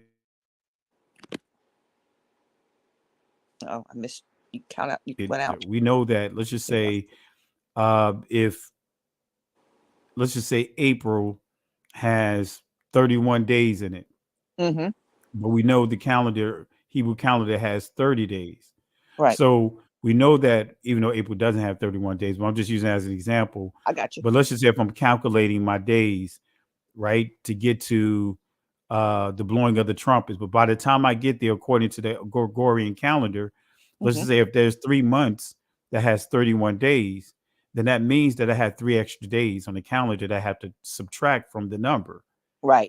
So those are some of the things that they have to take in consideration, that making sure that you're not you're taking in consideration, like with the Gregorian calendar, there's extra days that's going to, by the time you get to certain days, you're going to have additional days there. Right. And you And have you to got, account for those days. and you got 1 month, you got days is less. So you got February's 28 Yeah. days, in the so-called one, which is funny to me, the leap year, you have 29 days. Yeah. So all of that. So all that to be taken into consideration. Yeah. So it's really pretty simple, It is. it's really simple. And I see a question here. I see Daniel from Detroit asking the question: new moon or no moon or full moon. I encourage you, go to the playlist. There's 3 lessons there based on the resurrection, but it's really dealing with these dates, and I break that down. I encourage you to go there, but really the first new moon after the spring equinox is the first day of the month for Israel, and then you just make your calculations from there. Some will go with the full moon, but actually when we look at the scriptures, it's the new moon. It's new moon. Chadash, it's the new moon after the spring equinox. That's how you calculate it. But watch those 3 lessons, and I really go into the details of it. And new moon and new moon is a month. When you have a new moon, you're starting a new month. Keep that. That also allows you to keep for 30 days. When you have a new moon, there's a new month. Yeah. Yeah. I'm reading. People are discussing yeast, but leaven, and the leaven is yeast by food product.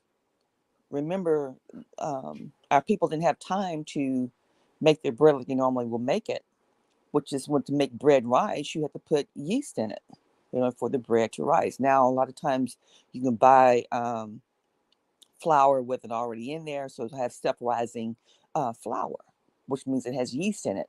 But you buy this plain oat flour, it doesn't have yeast in it. You have to add yeast into it to make rolls, so make bread for it to rise. So that is what you have to take out of your house. Any products that have yeast in it, and you would be surprised the products that have yeast in it, like ketchup has yeast in it. Any type of pop has yeast in it, or soda water, whichever regions of the country you're in would call carbonated drinks, has yeast in it, which is what that bubbly thing that's going on inside the soda, that's yeast. Those are the type of things you have to get out your house for us product wise, if you do that. And for the Feast of Unleavened Bread. Where'd you go? You still there? Disappeared on me. No, I'm still here. I'm listening to you, Okay. sis. I had to turn my camera off. I gotcha. So I was kind of trying to drink some of this Oh, gotcha. this juice here, but I have I don't have a glass here. I just grabbed the Right. bottle, so I ain't want to Right. have this big Simply Lemonade jar bottle on the camera. So, Right. And but then right, but normally we start doing this time of year before Feast on Unleavened Bread. You start eating up all your leaven you have in your house. Try to get as much bread as you can out your house. It's symbolic, of course. But so by the time Feast on Unleavened Bread is here, then you don't have any of that in your house. But the real leaven you're getting is getting out your body, your attitude. That's the leaven. Yeah, and the key, family, when you study it, as Sister Carol pointed out, they didn't have time to sit there and wait for the bread to rise. Yeah. Right. So if they put the yeast in, you still have to let the dough sit. And cover it. For exactly, but they ain't have time for that. It was like, hey, we got to go now. Now. Some of us, we people of the book, right? We procrastinate, man. They like, Yep. look, you have to go now. You ain't got time. Well, let me at least, let me sit here for a little while. I was watching Let me my get my favorite Louis show. Vuitton over Or here. let My me go Louis ahead and Vuitton get, and get my red bottoms on. I gotta let get me these get my go. iPhone. On my Let me get my iPhone. iPad. Oh But man. don't leave everything else that's important. Don't get your social security card. Don't get your birth certificate. Don't get your important papers. But let me get my iPhone. Right. So but that, with they were letting them know that they don't have time to delay. Right. They need to move with the quickness. You know what I mean? And I remember when this is a true story, and we get ready to wrap this up, but I remember when I rescued me and a friend of mine named Lamar. We rescued this old lady, right, from her house was on fire, right. Mm-hmm. So here it is. I'm at my house, and a friend of mine, Delonte Lamar, came over while me and Lamar was in the house playing a video game or whatever. And he's like, "Hey, Rich." He's like, "Hey, man." He's like, "The smoke's supposed to come out of the top of your house like that?" And we looked. It's like, "Wait a minute, that house is on fire." So we run down to the lady house, and man, knocking on the door. Ring the doorbell, and I was like, "Man, the screen door is locked, so someone's in it." So broke the screen door, literally bamming on the door. No one's coming in, so broke the door in, and this old lady come walking out. Literally flames are like coming from the back of the house, and she's so busy about trying to get her cup off the stove. Yep. Basically, in a nutshell, she had a little alcohol in her. She was making a hot toddy that got out of hand. That's But right. all she wanted, she wanted her cup, a special right. cup. She wanted It's her like, look, dip. I am not running in this house looking for a special cup, flames coming out and everything. So yeah, but that's how we do. Remember Lot. The angels had to say, "Look, come on, man, pull them out of hand." So the Feast of Unleavened Bread was the same thing. The people ain't have time to wait for the dough to rise. They had to take what they could get and keep it moving. That's right. Absolutely. And we're going to do the same thing one day. Yeah. Get them moving. But I also want to say to this too, your question about not keeping the Passover. We don't have to do that anymore. Well, what was Christ doing? The Messiah was doing at the Last Supper, the so-called Last Supper. He was eating. Who was eating? He's eating with his disciples.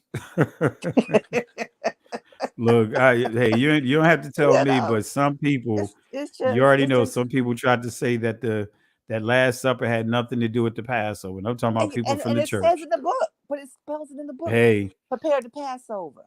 Some people don't care. Go ask Mr. Johnson over there. Can we borrow his donkey?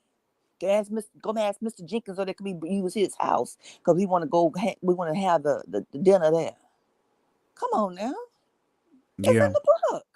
And then the other funny part is this is the most slap in the face thing. It's the first Sunday in church. What are you doing? Now this is the last sacrament, Last Supper. We remembrance in Christ. He broke bread and gave it to his disciples, saying, "Come on now, that's an insult." Yeah. Let me answer this question real quick. So the Shabbat changes weekly. No, right? The Shabbat doesn't change weekly. And I want to be careful. I'll say to you guys, be careful if you're downloading calendars off of certain places, because Mm. again, the seventh day Shabbat is the seventh day Shabbat. You know, um, 30-day months, period. You know, and I'm not trying, and I don't want to sound anal with this, because you got some people, they'll try to, with their certain calculations, they try to make make the seventh fall on the seventh day Shabbat and all kinds of stuff. The Shabbat is the Shabbat. It doesn't change. It's not going to be on a Wednesday, one day, which is the middle of the week, and then be on a Saturday. Or, that's not how it works. The 7-day week. The 7-day cycle is a 7-day cycle. And Period. this is where you have to be careful, because, again, when people get into this lunar calendar stuff, and they see, let's just say if they see some extra hours there because of the way that they calculating, they still try to make it into, force the calendar to still try to do what they wanted to do. So I'm saying this again. No, the Shabbat does not move from the first day to the from, let's just say, the 7th day of the week to the middle of the week, unless you're dealing with a feast day. Feast day, right? I was about to say that. See, this is one of the things that many people will try to say, is that, hey, you know what? We don't know what day it could be. No, yes, we do know what the day could be, right? Exactly. We don't. If the ancient people knew how to come up with a calendar, accurate calendar based off the sun and creating a sundial, then we could do the same. That's why you had the signs and wonders before us. And All in right. those 3 lessons, the first lesson I deal with signs, showing that you can recalibrate and guess what? Get the exact days of the week squared away. So it wasn't the days of the week that was an issue. The issue was what constitutes being a month, because you had 30 days in the ancient communities, like the Egyptians, the Babylonians, the Assyrians, and the Romans, the Greeks. They had 12-month years and 30-day months, right? So the issue was when they started tweaking that calendar, adding days, because the Egyptian calendar was 360 days, then they added 5 days. That's where a lot of the confusion comes into play. So when we go off the ancient calendars, 30 days, 12-month years, and in the scriptures, you're not going to find a 29.5 day. You're not going to find a month with 29.5. You're not going to find a month that says 31 days, right? But in the ancient Hebrew calendars, they had 30-day months. You can't get around it. 7-day cycles, 7-day cycles. And if you just keep those basic things right there, that'll make a world of a difference of eliminating a lot of the confusion that is out here, because it's a lot of stuff that is circulating that is completely off when it comes to understanding these calendars. Hey, I had a few people in this awakening try to tell me that there's only 12 hours in a full 24-hour cycle. I mean, a full day cycle. I'm like, wait a minute. No. Well, No. look, they go to Christ's words, taking it out of context. Look, he said it right here. There's 12 hours in a day. He's referring to the daylight portion, the light portion of the day, Right. because he's referring to a man walking in the light portion of the day, not stumbling.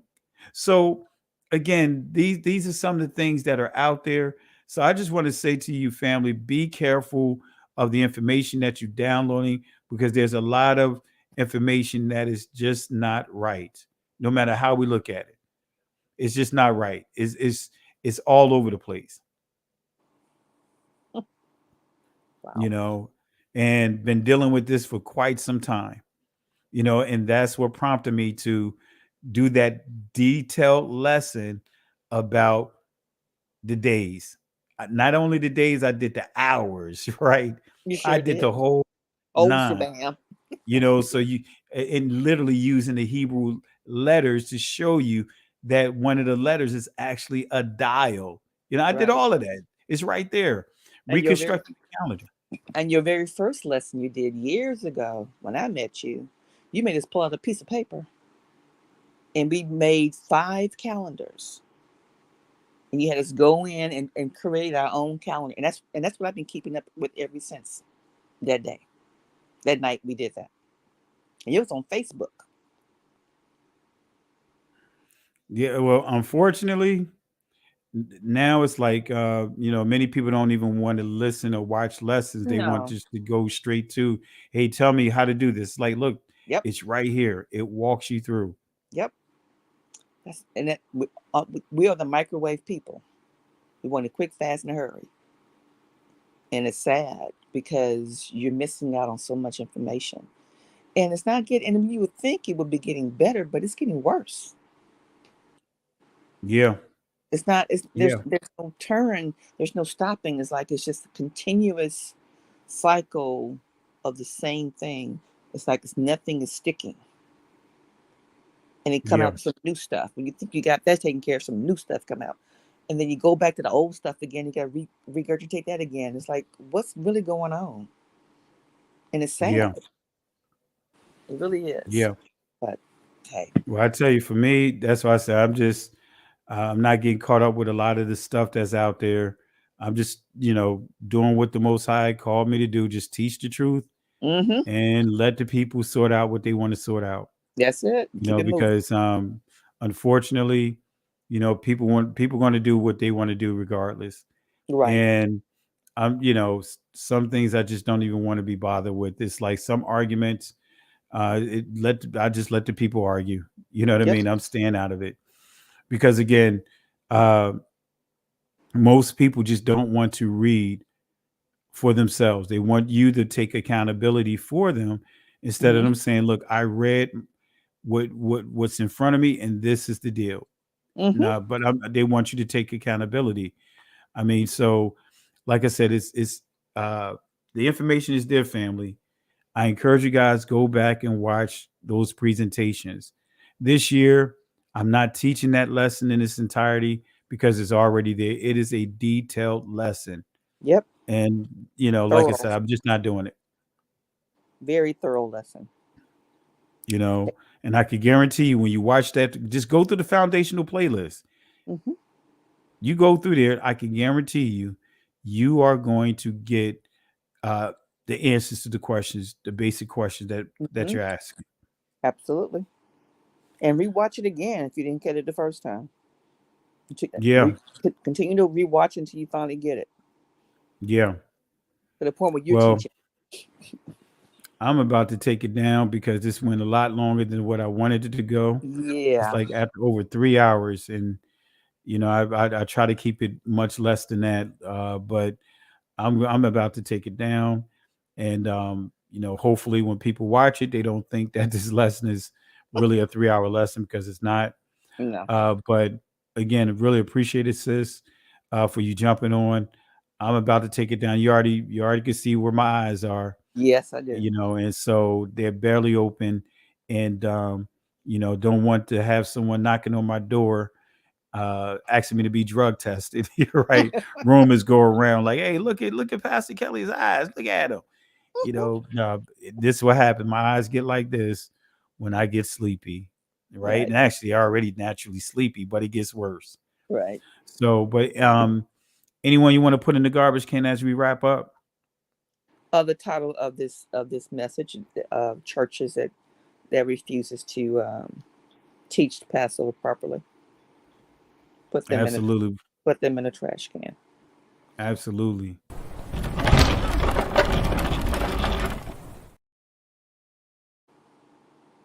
I think one of the lady that jumped on there, I think she was ready to throw me in the trash can. She was like, wait a minute. I'm like, not again. Here we go again. Another person who watched the video popping on the panel to talk. I'm like, what is really going on? Yeah. But all right, sis, let me go ahead and close this out here. Okay. Family, in the words of Moses, Exodus chapter 14, verse 13 and 14. The words that Moses had to give to the people from the Most High: fear ye not, stand still, see the salvation of Yahuwah. These Egyptians that you see here today, you don't ever have to deal with them ever again. The Most High will fight for you. But here's the kicker. You have to hold your peace. Can't go back. Can't stay here. Keep moving forward. Shalom. Listen, Genesis chapter 11, verse 10 explains the genealogy of Shem. Shem was a black man in Africa. If you repeat this back, Genesis 14, verse 13, Abraham steps on the scene. Being a descendant of Shem, which is a fact, means Abraham too was black. Abraham, born in the city of a black man, called Nimrod, grandson of Ham. Ham had 4 sons. One was named Canaan. Here, let me do some explaining. Abraham, Isaac was the... Jacob had 12 sons, for real, and these were the children of Israel. According to Genesis chapter 10, these were the children of Israel. According to Genesis chapter 10,